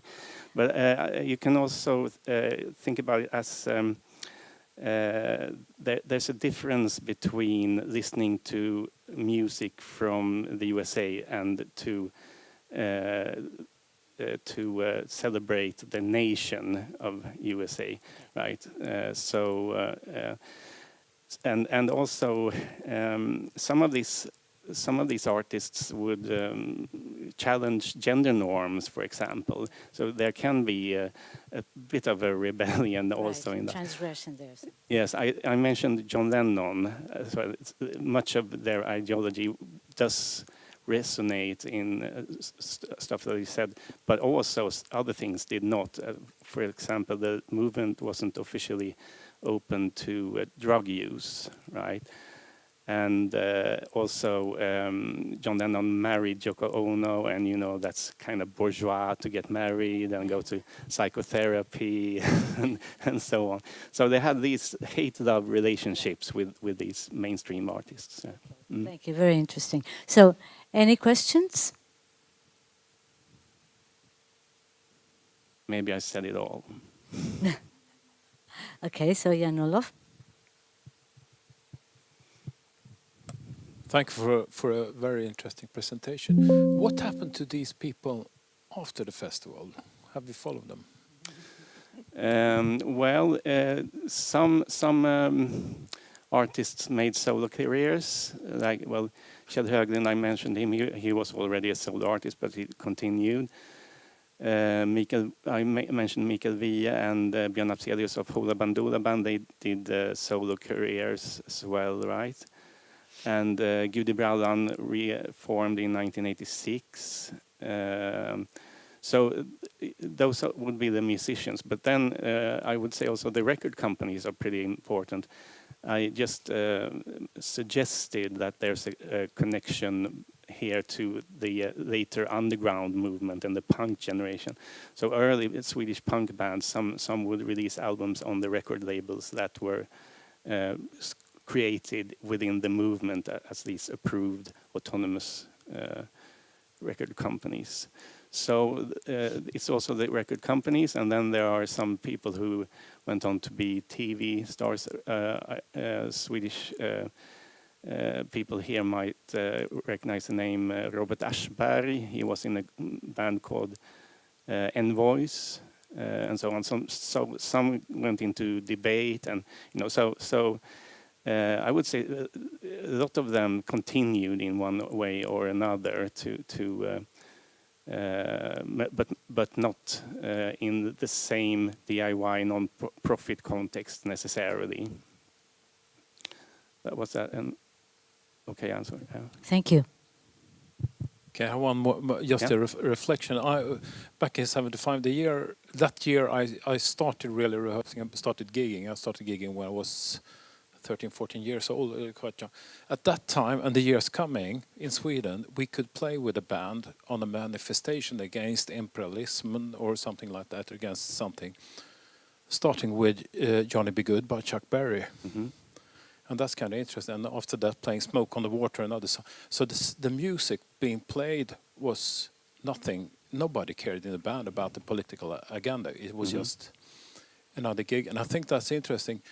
In Leipzig, the symphony orchestra in Leipzig, that's the oldest radio orchestra in the world, and there's an interesting documentary about that, if you find it, where they say we lived under 3 different political systems: the Nazis, the East German politics, and today, and also before that, without a problem. We just changed. Monday morning we started rushing out the music, and so the guys in the band, probably some of the artists politically informed, most of them, just another gig maybe. Yes, absolutely, and that's why I think of it as the political sphere and the culture sphere kind of overlapping. But in one end you have the communist, Marxist, Leninist, revolutionary federation, right? And on the other side you have the people who arrange gigs. That's they concentrate on alternative culture, not politics in that way. So yes, I would say you can see the extremes, but they also overlap in my opinion. So thank you very much, Linus, and let's have a big round of applause for Linus, because we have to go on with our program. Thank you. Thank you very much. Thank you very much. Extremely interesting presentation. And we're moving on now to a panel, which will be led by Ben Robertson. So, with a decade of experience in covering Eurovision for Eurovision Song Contest Insight, which is, by the way, our media partner, Ben has attended 25 national finals and over a dozen Eurovision Song Contests with press accreditation. His focus has been on statistics, as evidenced by his written contributions and podcasts about running order bias. So his academic background includes a degree in physics and earth sciences from Durham University, and he relocated to Stockholm 10 years ago after completing his teaching qualification. Currently, he's working as a project coordinator for a local sports club. So let's give a warm welcome to Ben Robertson. Thank you very much, Ben.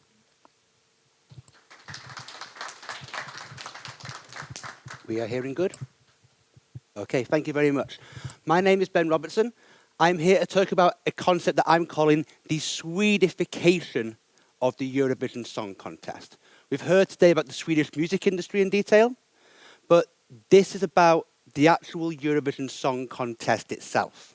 Actually talking about how the song contest of today is now more Swedish in style and in substance. I'll talk very briefly about 7-8 minutes, and then I've got a panel of experts to come and help me explain this concept. I'm starting this journey off in the year 2000, the new millennium of the Eurovision Song Contest, and a transformative Eurovision. A Eurovision for the first time with a webcast, with a CD you could buy. In the Globen Arena in Stockholm, one of the biggest contests at the time. And an audience that wasn't just invited people, it was for the public. It was, as we say in Sweden, a folkfest, a party for everybody. LED screens for the first time on the stage. And also this heart-shaped logo, iconic to this day, and was very almost the full Eurovision logo instead of the heart when that was chosen in 2004. It was bold for public broadcasting to take these kind of steps. But as we'll see, when SVT get their hands on the song contest, they are bold with it. I think one reason they are bold is because, as we learned today, Melodifestivalen, the national selection show for Sweden, became this huge multi-week format in 2002. It moved to 6 weeks of entertainment that hit all the major towns around the country, bringing public service broadcasting to the people. And that show in 2002 was really big for 2 reasons.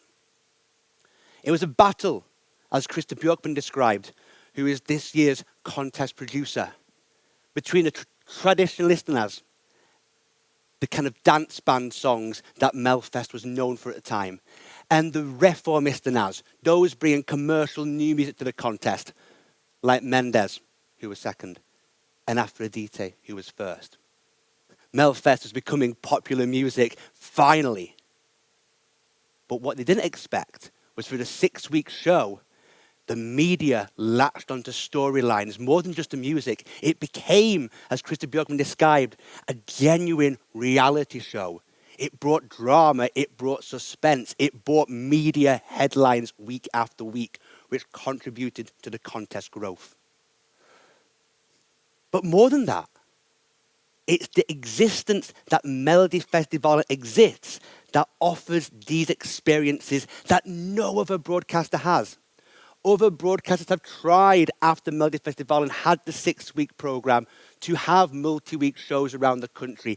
They don't exist anymore. It's only Sweden that truly has the industry of the song contest. Huge productions, thousands of people coming week in, week out. On the left there is Svante Suxelius, the mastermind to make the Melodifestivalen expansion and executive producer for 2000 with the Eurovision in Stockholm. 2003 became executive supervisor for Eurovision. Christer Björkman I've already mentioned. He was tasked with choosing the songs for that 2002 edition and then became artist coordinator full-time from 2003 onwards. People like Christer Björkman and many others SVT have can work full-time in the Eurovision Song Contest. Not many broadcasters have people who are able to deliver that. Melodifestivalen creates an industry of experts. And we knew that SVT was good at Eurovision, but it took a while for a victory. And they were waiting for a victory for so long. Martin Österdahl, now executive supervisor for the entire Eurovision, was there in 2013. He had said that most of the content for that edition was created over the summer, as soon as Loreen won, because SVT was ready, and they gave the contest a higher purpose. More structural changes to Eurovision than we have seen this decade. The parade of nations, the standing audience, a running order that the producer, and it was Christer Björkman, produced. But arguably more important was the We Are One, giving the song contest a higher purpose, writing about what it is that Eurovision is all about. Martin Österdahl said this: it's about embracing the unique wealth of the people, culture, music and festivity that exist within Europe. Learning about other cultures and building bridges in Europe is very important. It was important in the 50s after 2 world wars had brought the continent to its knees, and it's also important today. Those words influenced not just 2013, but every Eurovision Song Contest thereafter. And they have stuck with every broadcaster that's gone along. Building bridges, we remember, was a slogan for 2015 in Vienna.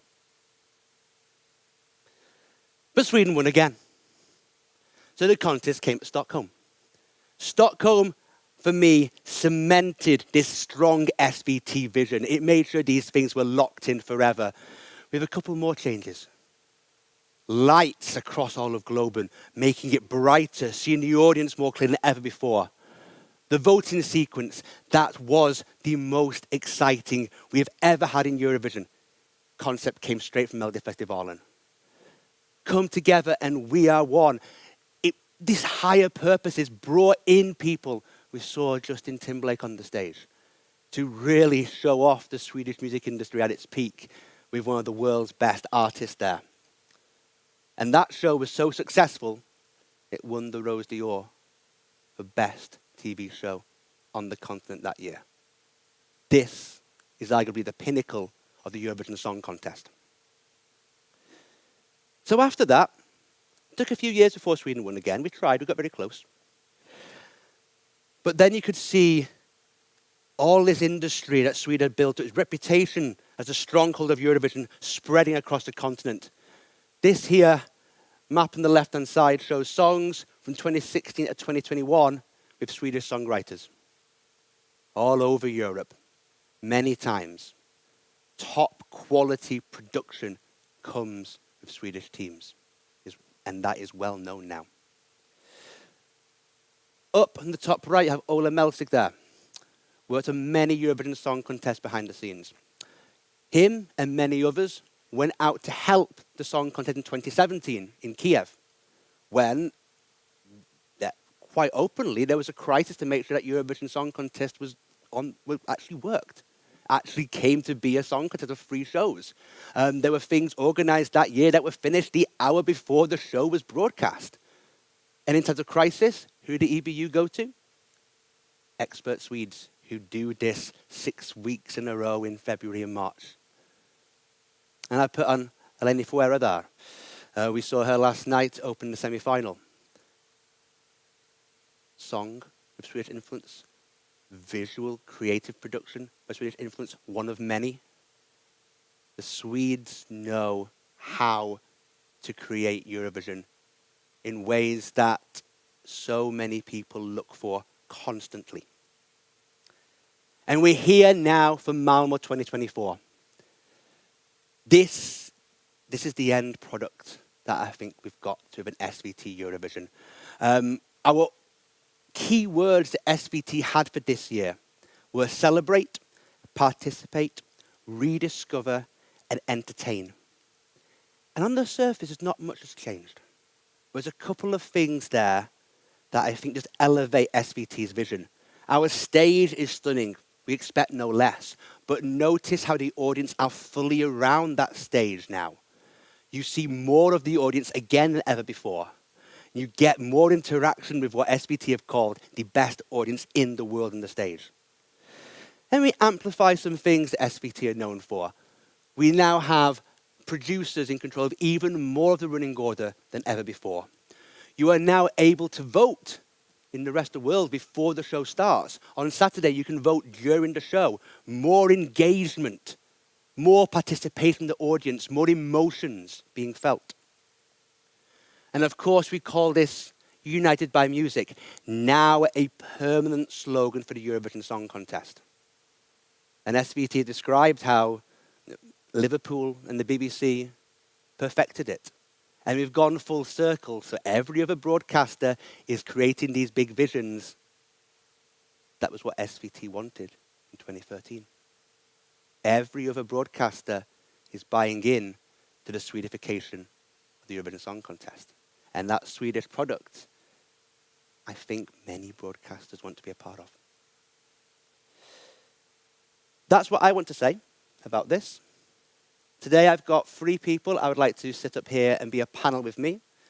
I've got some questions. Hope you have some questions too.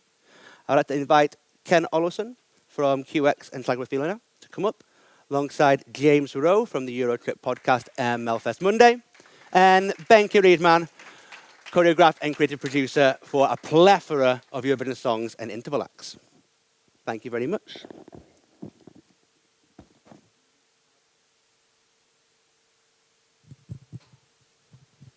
Thank you all very much.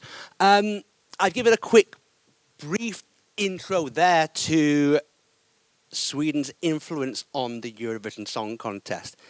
Is there anything here that any of you can share about how Sweden's got itself into this position? Is there anything to add to the story about where why this is the country that is regarded by so many as numero uno for Eurovision? I mean, the love for this contest is extreme. It's like rooted in the genes in Sweden, and I think it's interesting with the thing that we talked about before, because in the 70s, which I was a bit too small to experience, it was so shameful.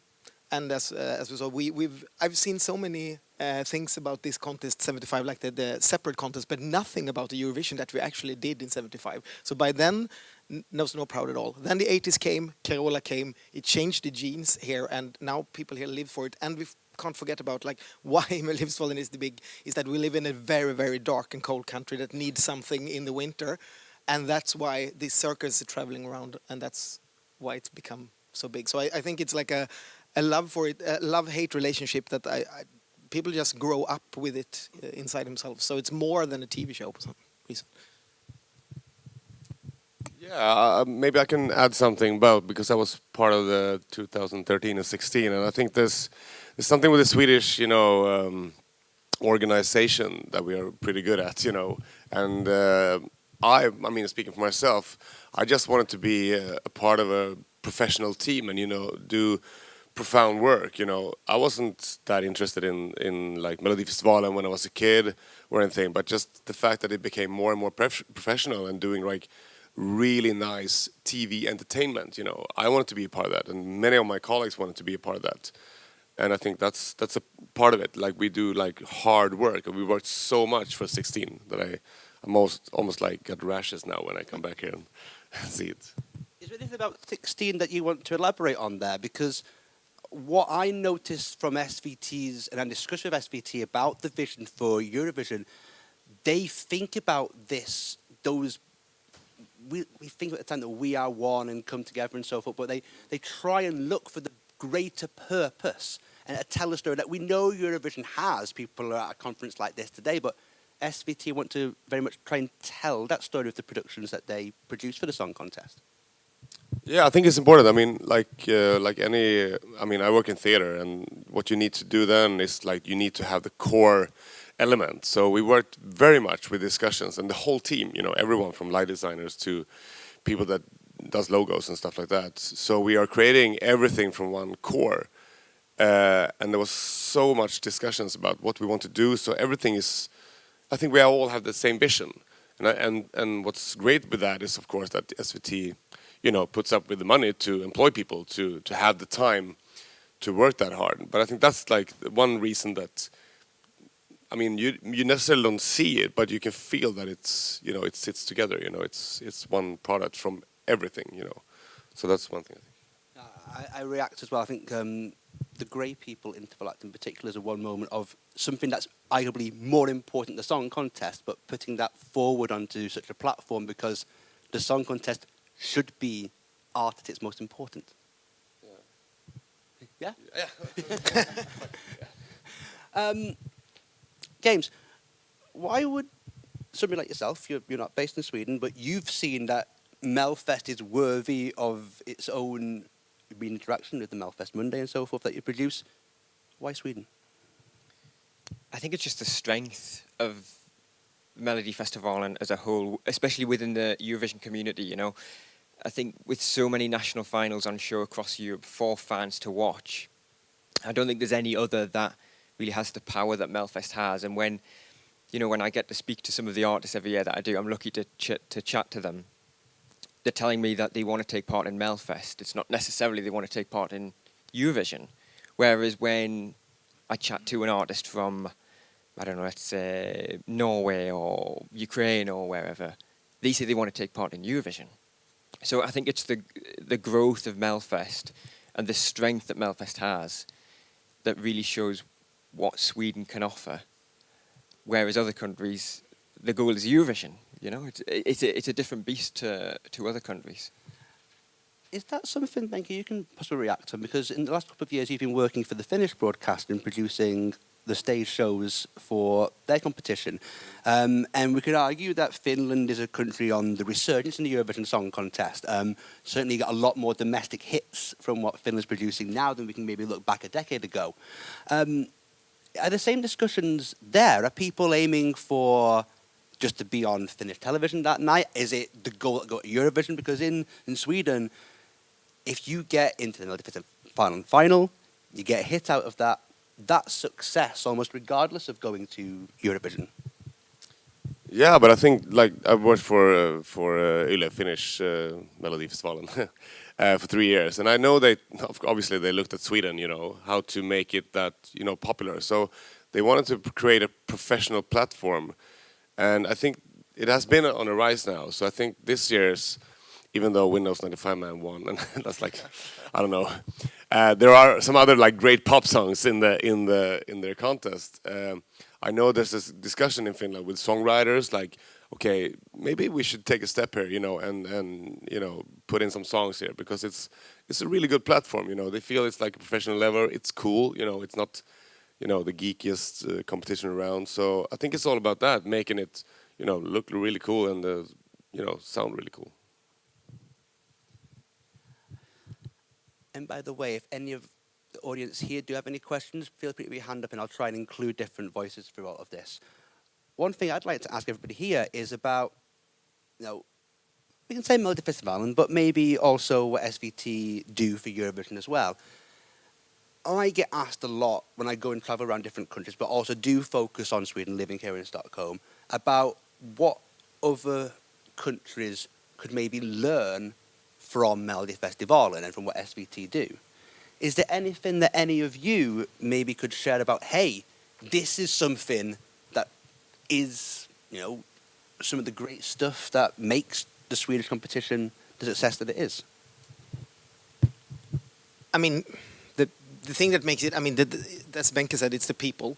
And why the people get so skilled is because we're traveling around, everything looks the same every week, but you travel during the week, you build everything again, you have to solve things there, people get very, so of course, but what I think about now is like, it's time for the Melfest people to do what Benke is doing, going out and use these skills and make it something of their own. You shouldn't copy Melodifestivalen anymore. That's been done now. We've been doing that. What I think is interesting right now is where things are exploding, like Sanremo, which obviously been there forever, but it's turning, they try to reform, they look like we need to get it younger, so maybe like that's something they look at Melodifestivalen, but they do it their own thing. It's not like we're going to copy it, we're going to do this, we're going to do this, we're going to have the same format traveling around. You take the talent, you see like what your things, what your values, and then you build your own thing, and that's what I think is really interesting, and hopefully also what will influence Eurovision in the future, like these local things coming, and not just one country having the influence. But also I think it's hard, isn't it, for other broadcasters to try and figure out what they need to do to try and up their game, because Melfest's been going for 60 odd years, and within its current guise it's been going for 20 years, and SVT have managed to really hone what Melfest should be about. And for other broadcasters, I think it's difficult for them to try and figure out what really works now that Melfest and Eurovision can be looked at as so similar. It's how do broadcasters try and do their own thing to try and then, with the aim of winning Eurovision, bringing it home to their country, and then trying to put their spin on Eurovision based on what their national final is. It's so difficult for them with how strong Melfest is and how similar they've made Eurovision in comparison.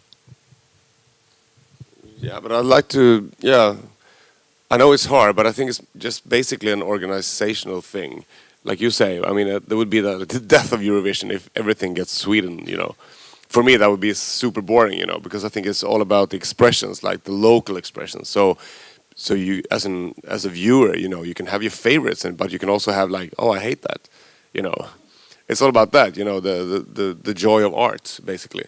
So I think it's more like how to put it on a professional level, but then try to keep because also in Sweden it gets very like, it's kind of slim, the production, because it goes fast and people get better at it. And then it turns out that it's, okay, maybe the expressions are also like, we're almost like in a thin tunnel of expressions. So that's something for the other countries to think about, not just copying Sweden, I think. Just quickly as well, it's the consistency of SVT as well.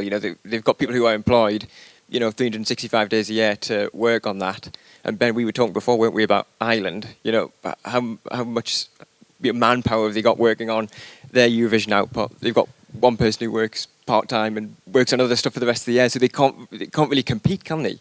There is no more safer pair of hands than a Swedish pair of hands if they've had this Melodifestivalen upbringing, because you have to solve things week in, week out.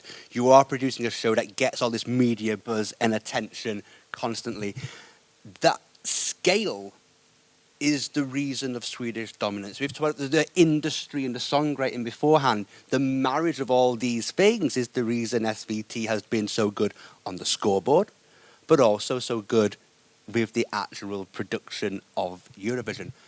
Was there a question on the internet there? Well, no, I have a question myself, actually. Sorry, I'm just... because the fact that SVT started using the multi-week format is because they were inspired by another national final in the 90s. And that was the Belgian national final, Eurosong 1999. And they said, we want to have that.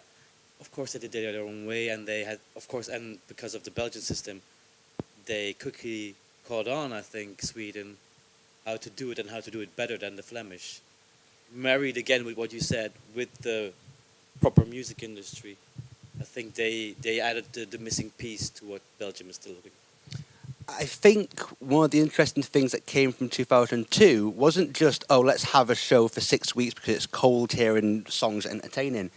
It's the way that Melodifestivalen itself became like a reality show. I mean, this era is the era when shows, we mentioned Idol before today, and you saw people by the end of Swedish Idol would connect to 2 or 3 of their favourite artists who would go on and have big careers. And how many Swedish Idol participants have gone on to Eurovision Song Contest, even won it.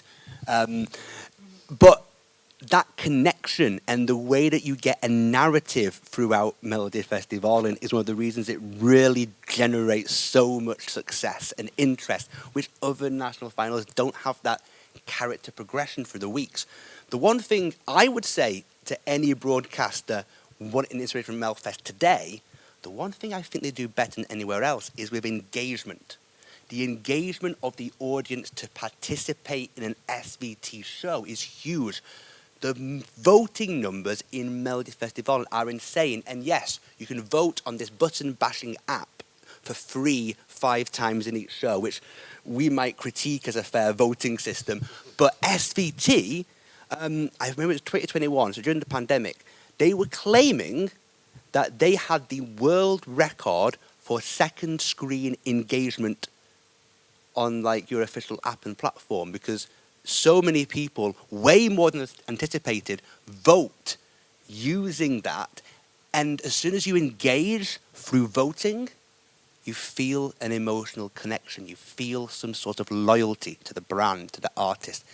That is something that other national finals really develop to try and get people to engage and want to watch and enjoy the show. Anything else from here that we would take elsewhere?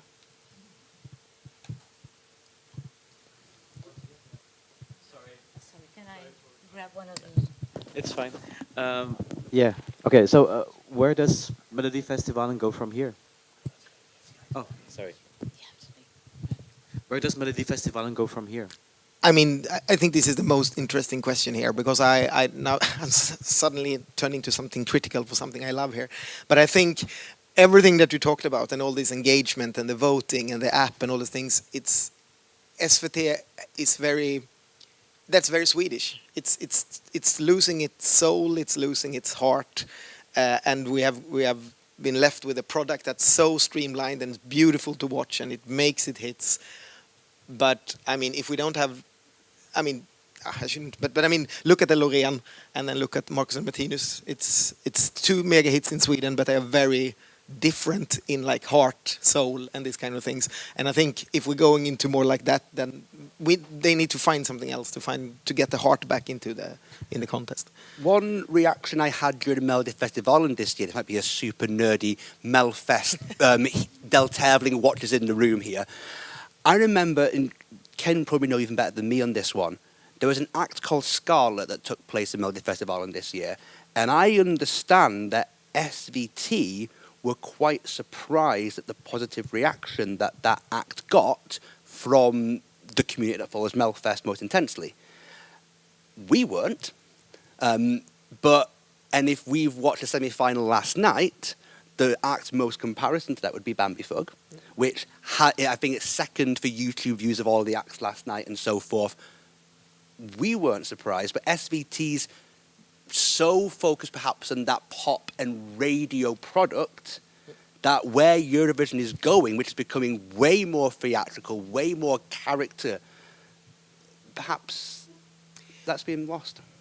I think what Melodifestivalen lost is Eurovision. They don't, what you talked about before, you can join Melodifestivalen and people are fine with that. They don't have the connection to Eurovision. It's not a dream to go to Melodifestivalen and win so you can go to Eurovision. It's the dream to go to Melodifestivalen, you get the final and you get a hit. And when Christer Björkman was running this, which you talked about before, he was 100% coming from Eurovision. He's a Eurovision nerd. He went into make Melodifestivalen to something to break out Eurovision. The people who are left now in Melodifestivalen, they are brought up with Melodifestivalen. Melodifestivalen is the thing.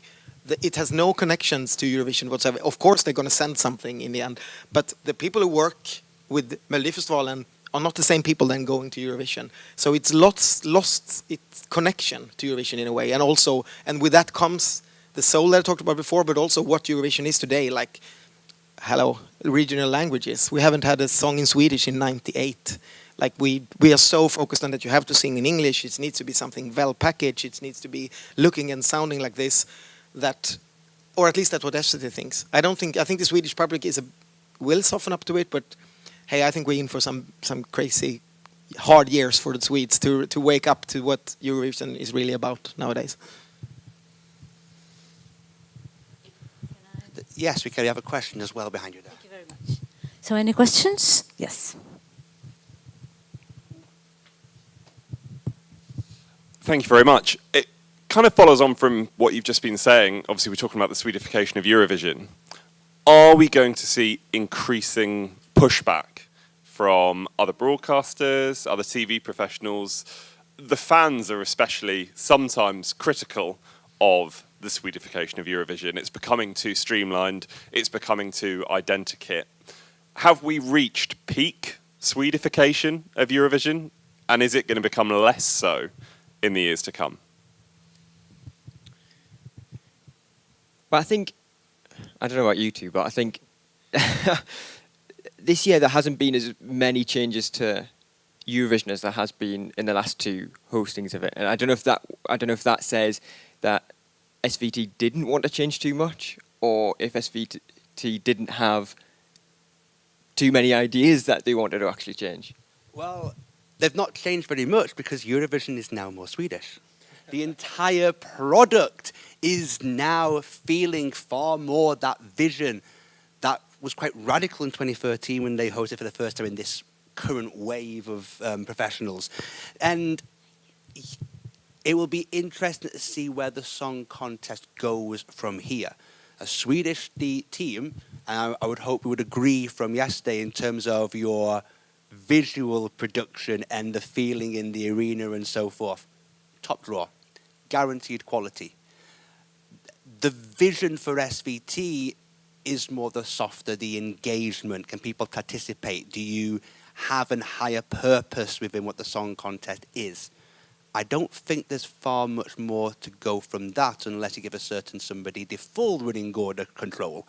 But I think we've got to that peak. I think the song contest going forward will be healthier to have different change coming through. Partly because Martin Österdahl said himself, the fan community are the first voices in the Eurovision world. They set the tone, they set the agenda, they write the story of the song contest.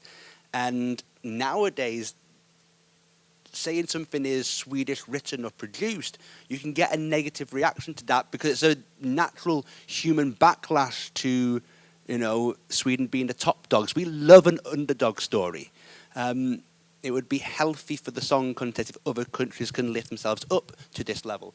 Benke is working with others from Finland, for example, I would say is a shining example how Finland's turned their national selection into a hit-making machine.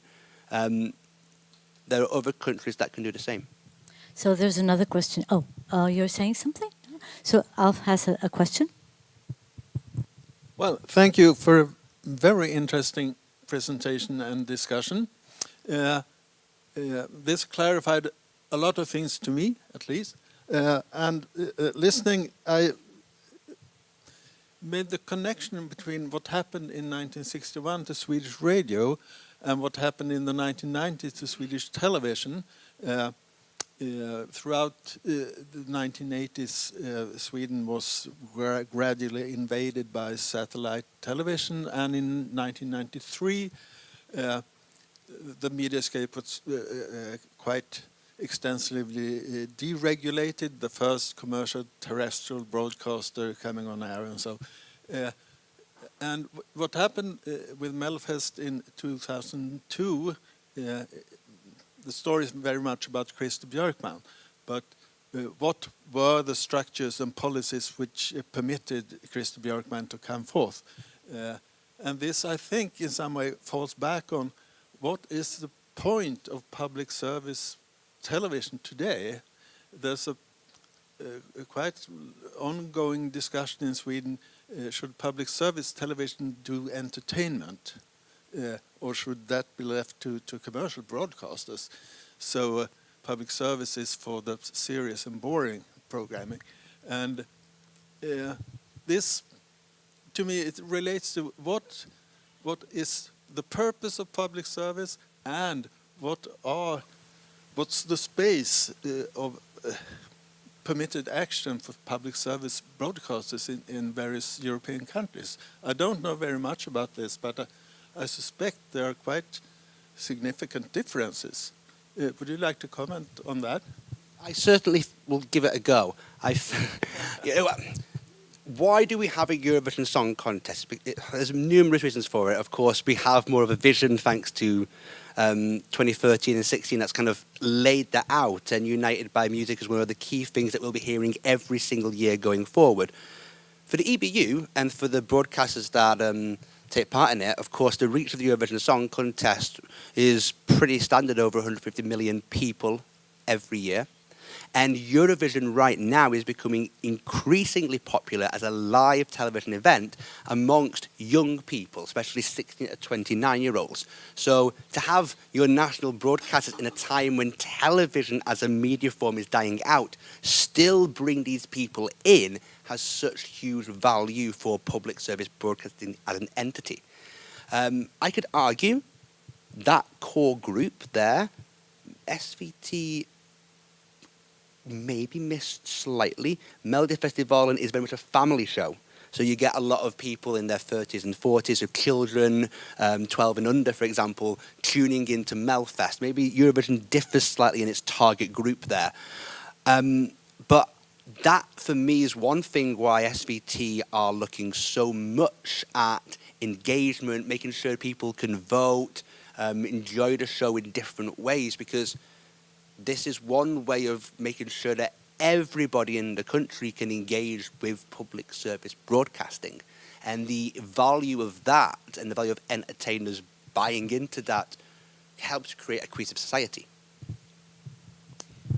And I mean, I for myself, I feel like it's super important that public service has these kind of shows also, so it doesn't just get stuck with Masked Singer and things that just, you can debate what's good music, but for most of us that love this content, this is good music that we have in Melodifestivalen. And some of them, some are not. But I mean, it's newly written music by artists from all different ages, singing in different languages. I mean, no commercial channel would do that because it wouldn't sell. So I mean, this is so important, and I also for much more music in public service, but that's another question. But I mean, I think it's super important that Melodifestivalen is on SVT and not on any commercial channels. So any other questions?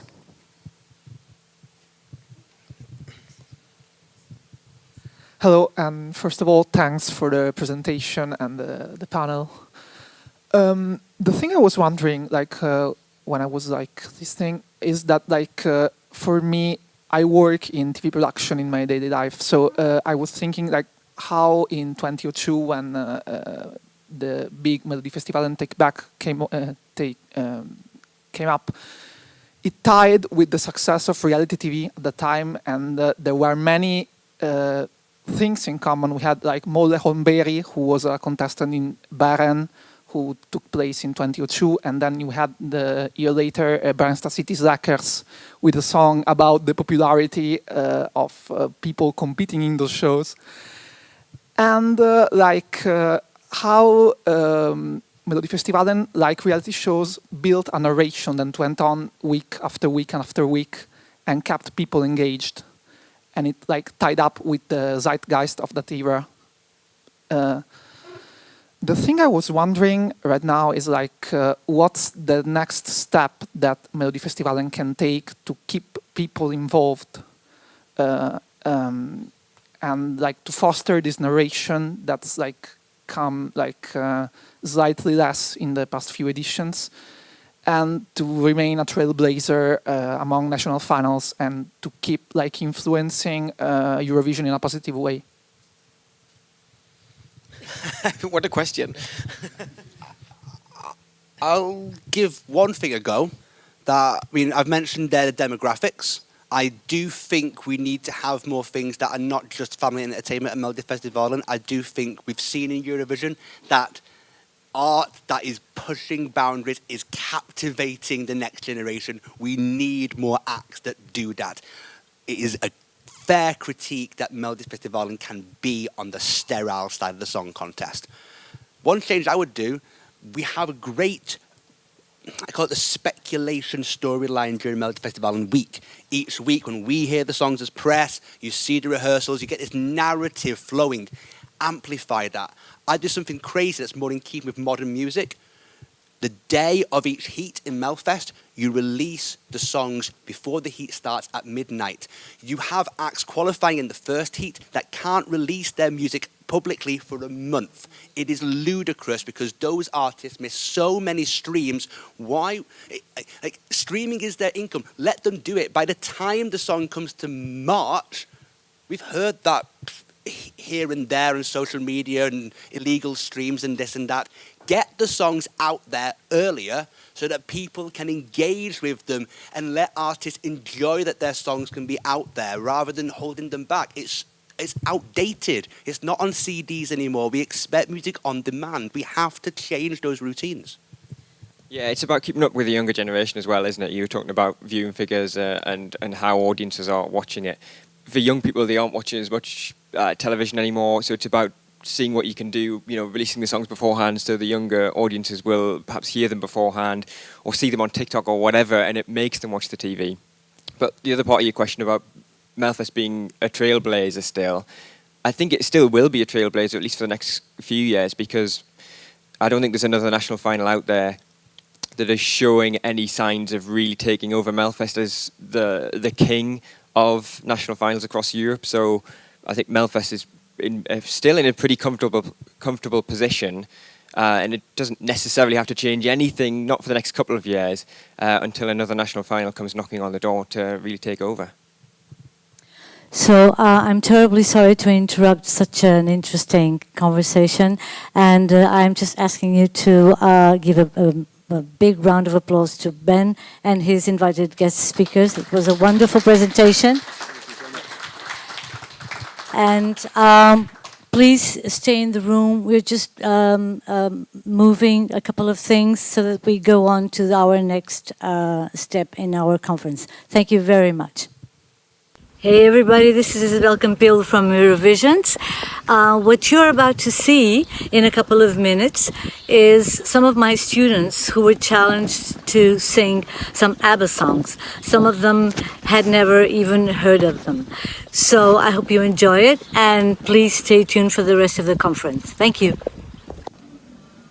Olá, então, como é que te chamas? Nádia. Que idade tens? 12. Olha, o que é que tu vais cantar? Money, Money, Money dos ABBA. E já conhecias a canção? Sim. De onde? De uma amiga. De uma amiga que te mostrou? Sim. Ok, muito bem. Então vamos a isso, Nádia.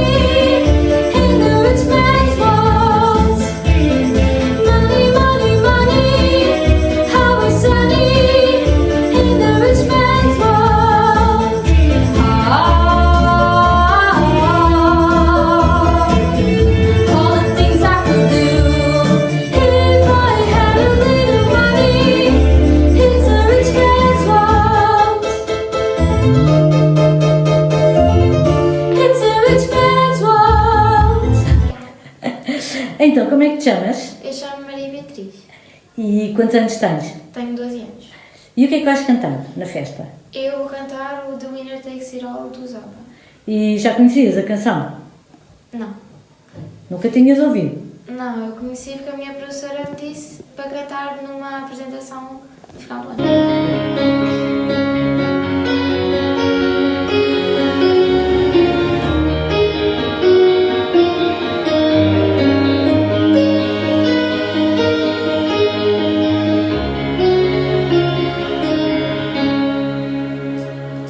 I don't want to talk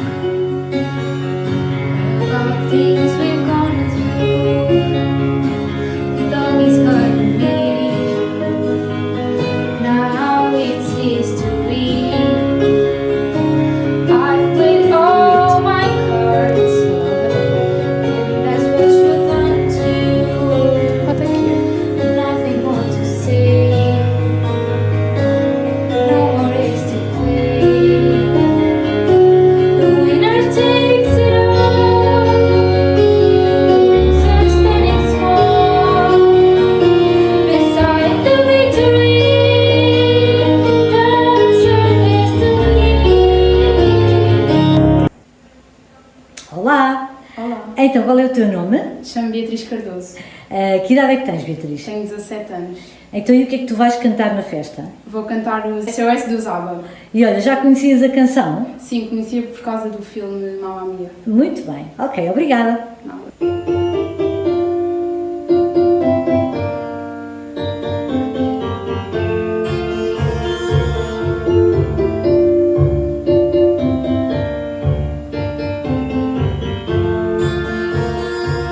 Where are those happy days? They seem so hard to find. I try to reach for you, but you have closed your mind. Whatever happened to our love? I wish I understood. It used to be so nice, it used to be so good. So when you hear me, darling, can't you hear me? SOS. The love you gave me, nothing else could take me. SOS. When you're gone, how can I even try to go on? When you're gone, do I try? How can I carry on? Olá! Como é que te chamas? Sou Ian Rosado, tenho 21 anos. Eu conheço esta música, o Dancing Queen, conheci através do filme da Mamma Mia. E esta versão do Luís Capaldi? É muito boa. Então, vamos ouvir um bocadinho. When you get a You are the dancing queen, young and sweet, only 17. Dancing queen, feel the beat from the tambourine, oh yeah. You can dance, you can jive, having the time of your life. Oh, see that girl, watch dancing, taking the dancing queen. E quantos anos tens? 12. E olha, já conhecias o Gimme Gimme? Não. Foi a primeira vez que eu viste e que estás a cantar. E agora vamos para o rapaz. Como é que te chamas? Rafael, Rafael. Quantos anos tens? 16. E tu já conhecias o Gimme Gimme? Conheci um bocadinho, já tinha ouvido. Portanto, não foi a primeira vez que ouviste. Ok, muito bem, então vamos a isto. It's all out there, no one to hear my prayer.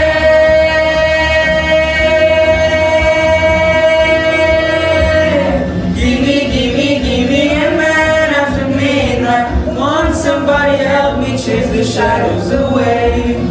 Give me a of the name.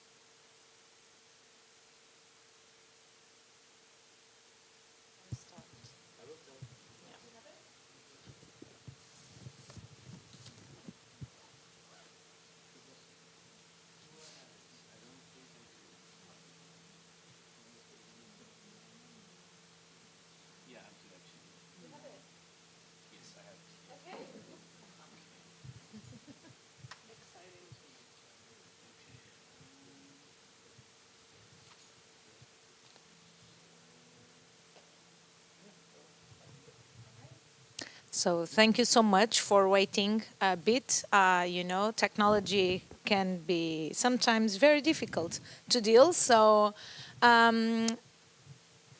with no further delay, I want to thank you, Rita, for welcoming us and hosting us here in Media Evolution. And Rita is here in our stage to present this wonderful book. Let me show you that you can have.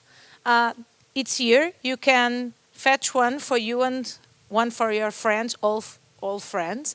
So Rita, the stage is yours. So thank you so much. Thank you very much. and welcome everyone on my behalf as well. Welcome to Media Evolution. Yeah, my name is Reetta Hafner, and I lead our foresight work here at Media Evolution. I'll be presenting the book today and a little bit about the process that took us to this book and what it is and why I hope you can bring it with you as a souvenir of your times in Malmö, but also as a little provocation to start thinking about how we gather through sound and song in the future. Media Evolution, the place where you find yourselves today, is a non-profit, members-owned organization. We have 180 member organizations, including universities in southern Sweden, also public institutions like municipalities and the region of Skåne, as well as private companies, small, medium, and large, that work roughly with different creative industries, city development, and technology and innovation. We're a place of community for gathering. We're also a physical place. This place there, over here, where we get together. We also have a co-working space. We have some of our members who have their offices here. We have this public space over here, a restaurant, and so on.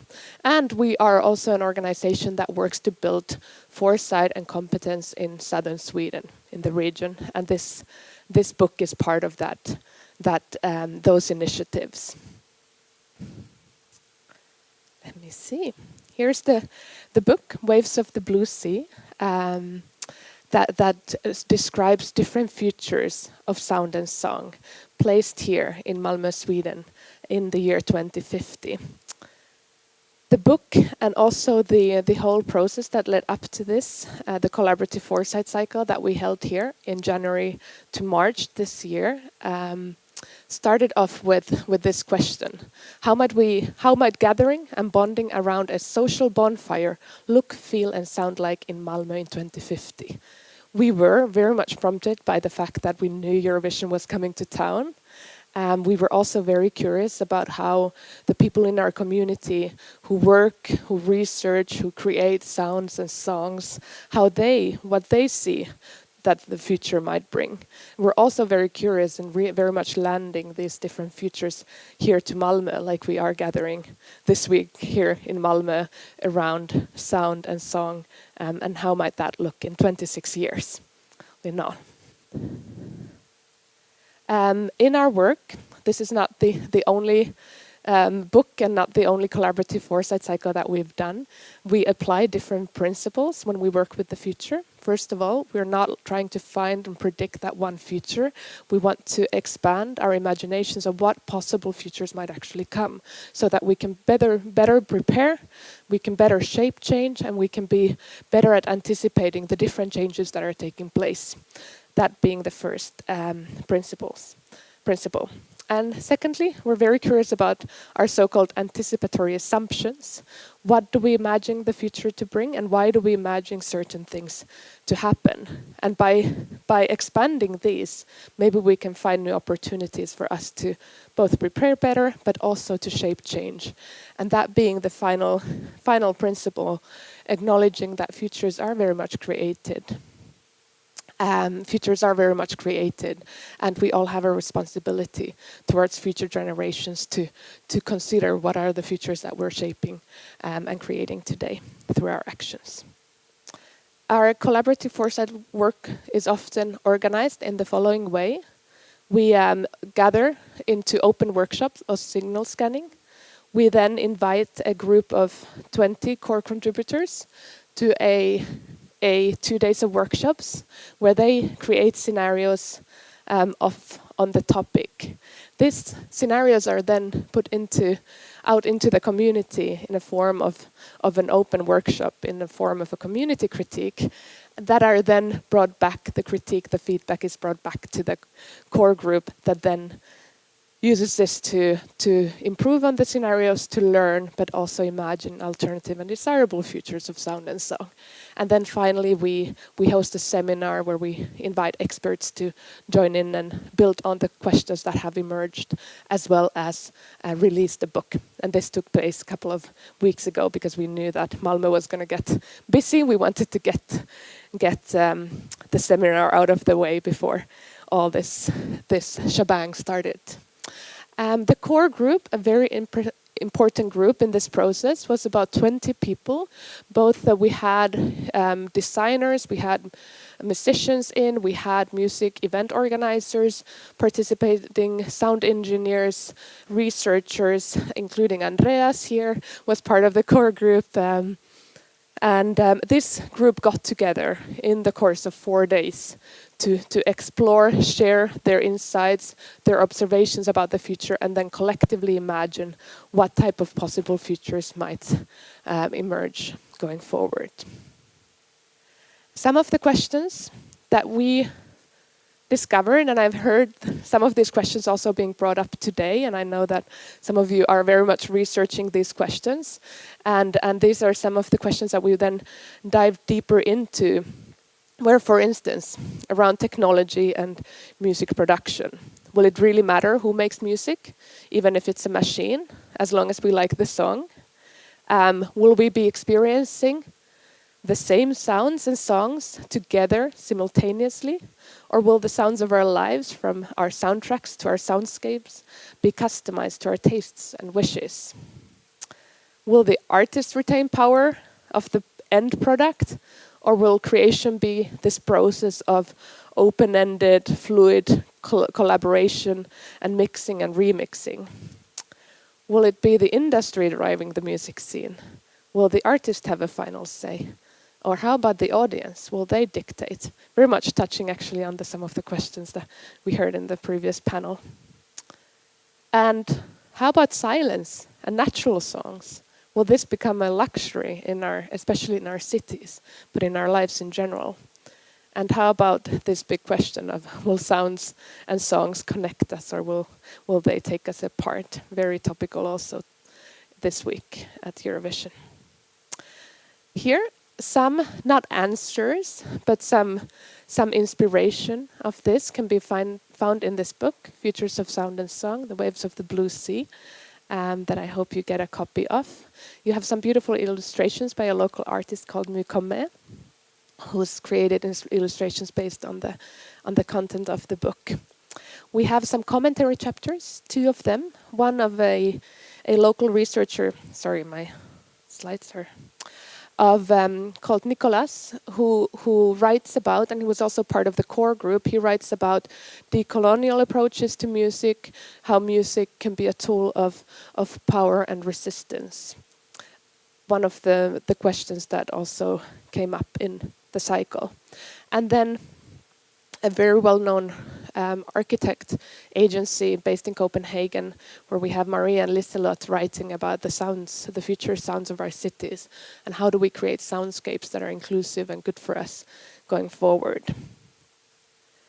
And then you will find 3 stories of possible futures of sound and song. These are created, and you'll also find the original scenarios in the book, 3 scenarios that were created by the core group, as well as 3 stories that are written by Paul Graham-Raven, who's a sci-fi author and a researcher who's been with us throughout the whole journey, and captured some of the imaginations of the core group in beautiful stories of fictional real-life people who will be living in Malmö in the year 2050.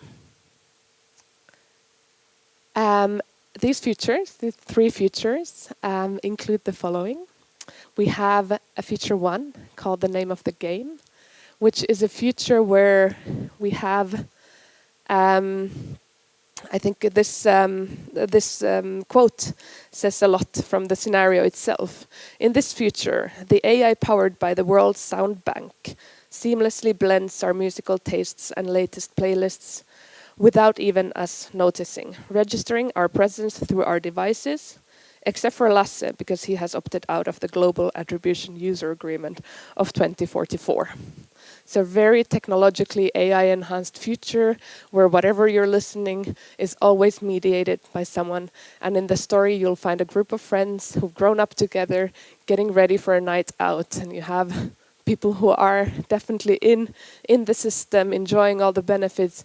And then you have Lasse, who has decided not to be part of this. And what does that mean for a musician like Lasse?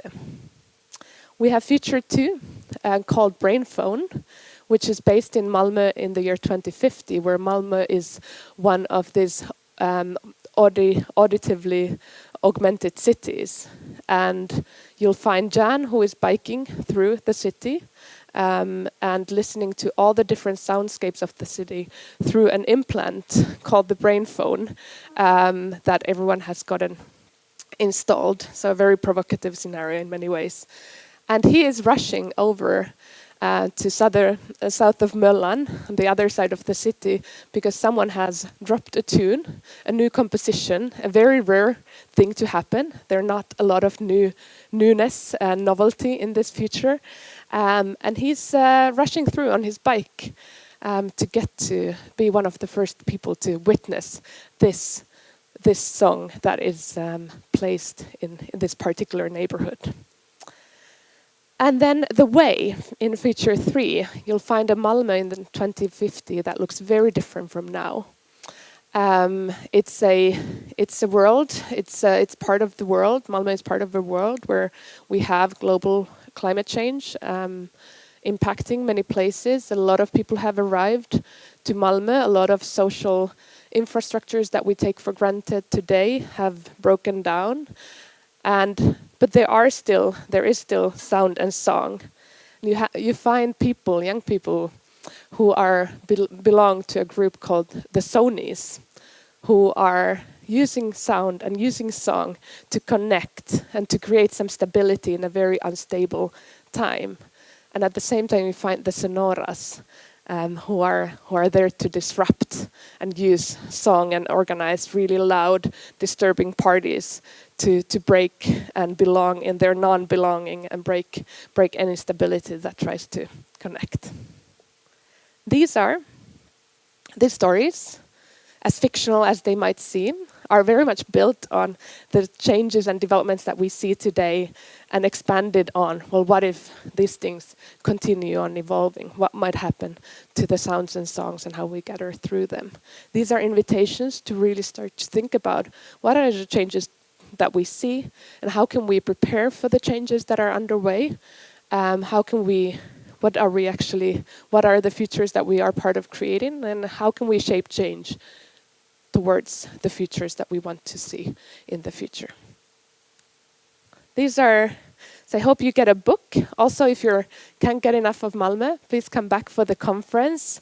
End of August, we have a very interesting 2 days coming up. Our Futures Conference, where we bring speakers from all around the world to talk about different types of futures, a lot of creative processes, design, including Anab Jain from Superflux, who will talk about rewilding our imaginations. And before you leave, make sure to have a look at our Futures Library. That's an open community space that we opened just a couple of weeks ago, where we get and collect sources that have to do with our shared futures. It's right there by the entrance. And with this, I would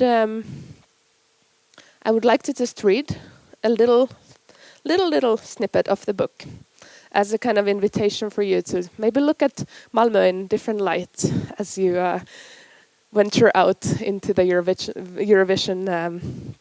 Eurovision atmosphere in the city. And this is from the scenario The Way, the final world, that looks very different, as said, from Malmö today. Yeah.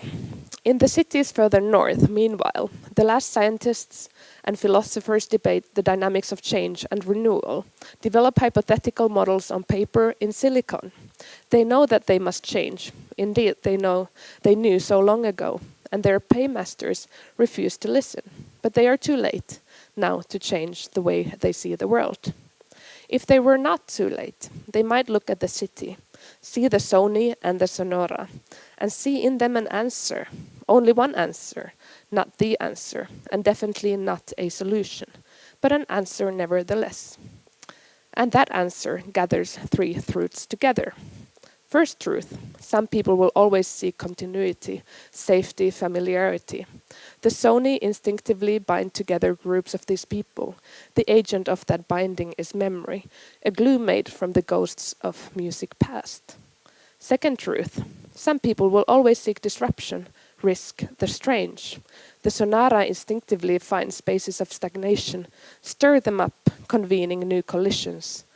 The agent of that steering is novelty, a tool made from dreams of an unquantifiable futurity. From the massed people of the city, these two principles emerge without any prompting, without any precedent. They leapt across linguistic and cultural gaps, fueled by the restless energy of youth, sustained and shaped by the yearning of the human heart to find those with whom it might beat in sync. Order from chaos, chaos from order, the wheel spins on. Third truth, some Sony grow restless and become sonora. Some sonora grow tired and become Sony.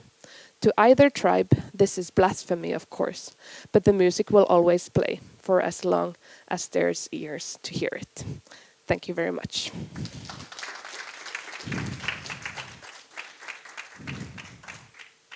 Thank you. Just a quick question, if I may. Yeah, do we have time? Yeah. Just very quick. Yes. For the people who are watching this online, can they obtain the book somehow? They can. Yeah. Yes. How? On this website, Yep. Media Evolution on the slide, there is, you just go into our books, and there you can download a free PDF copy of the book. Okay. So make So sure mediaevolution.se, right? SE, yes, it's on the slide under the thank you All as right. well. So please go and download and let us know what you think. Thank you so much. Thank you. So thank you, Rita. Thank you so much for this wonderful moment. And I ask to my colleagues to join on the stage. So it's time to say goodbye, I think. Say goodbye.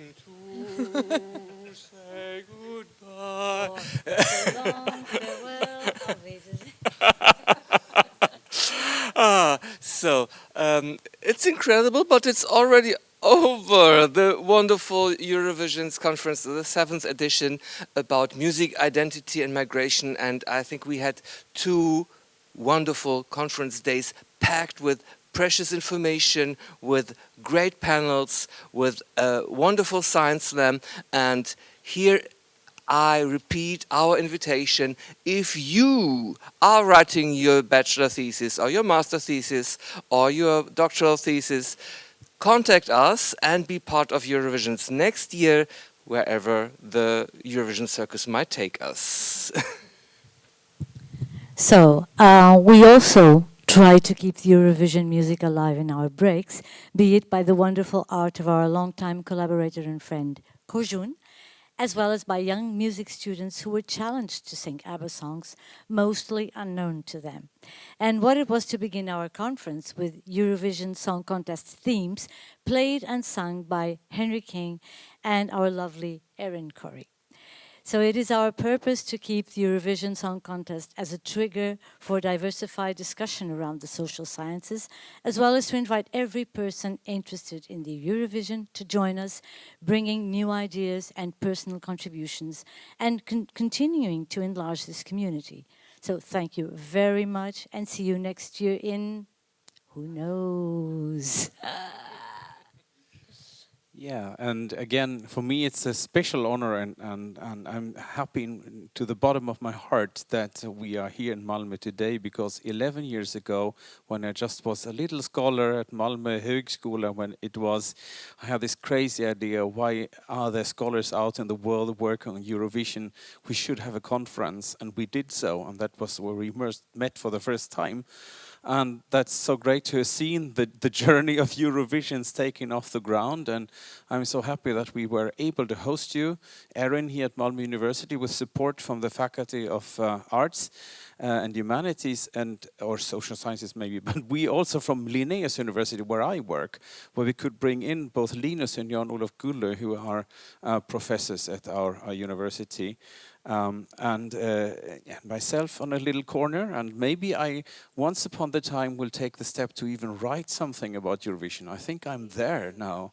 I could at least write about the media discourse and things like that. And then for those of you who want to hear more scholars talking about Eurovision, there's still another chance this week at Malmö University, where our colleagues from European Studies are bringing in this great Eurovision Day at Malmö University with support of the EU Direct EU Commission. There will be lots of ambassadors there, great opportunities for journalists to do interviews and to engage more with our colleagues, because there are also other colleagues talking who did not talk here today. And Dan, I think, will be talking, yourself, Karen Fricker.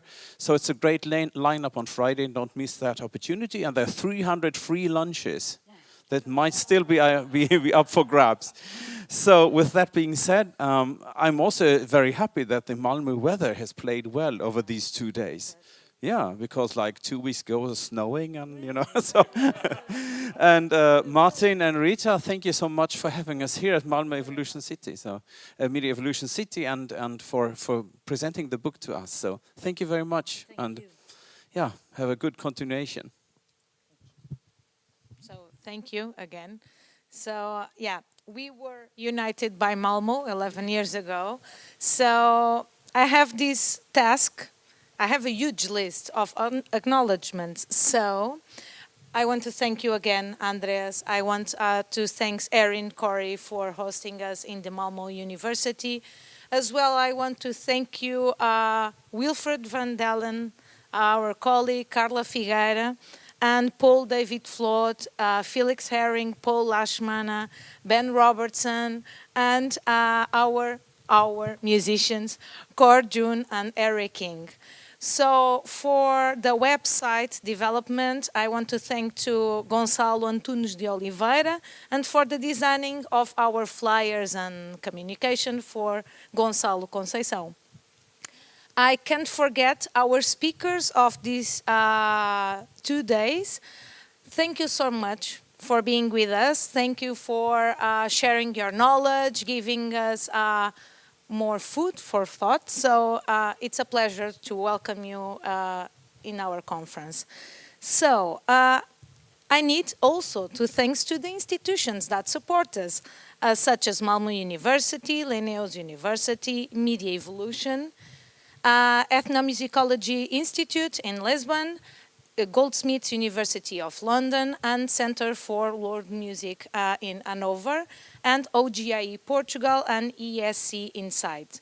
And of course, I want to thank you all for staying here in these 2 days with us, and thank you people online for following us. And you can find the videos online during all years, so you can repeat and repeat and repeat. So go ahead.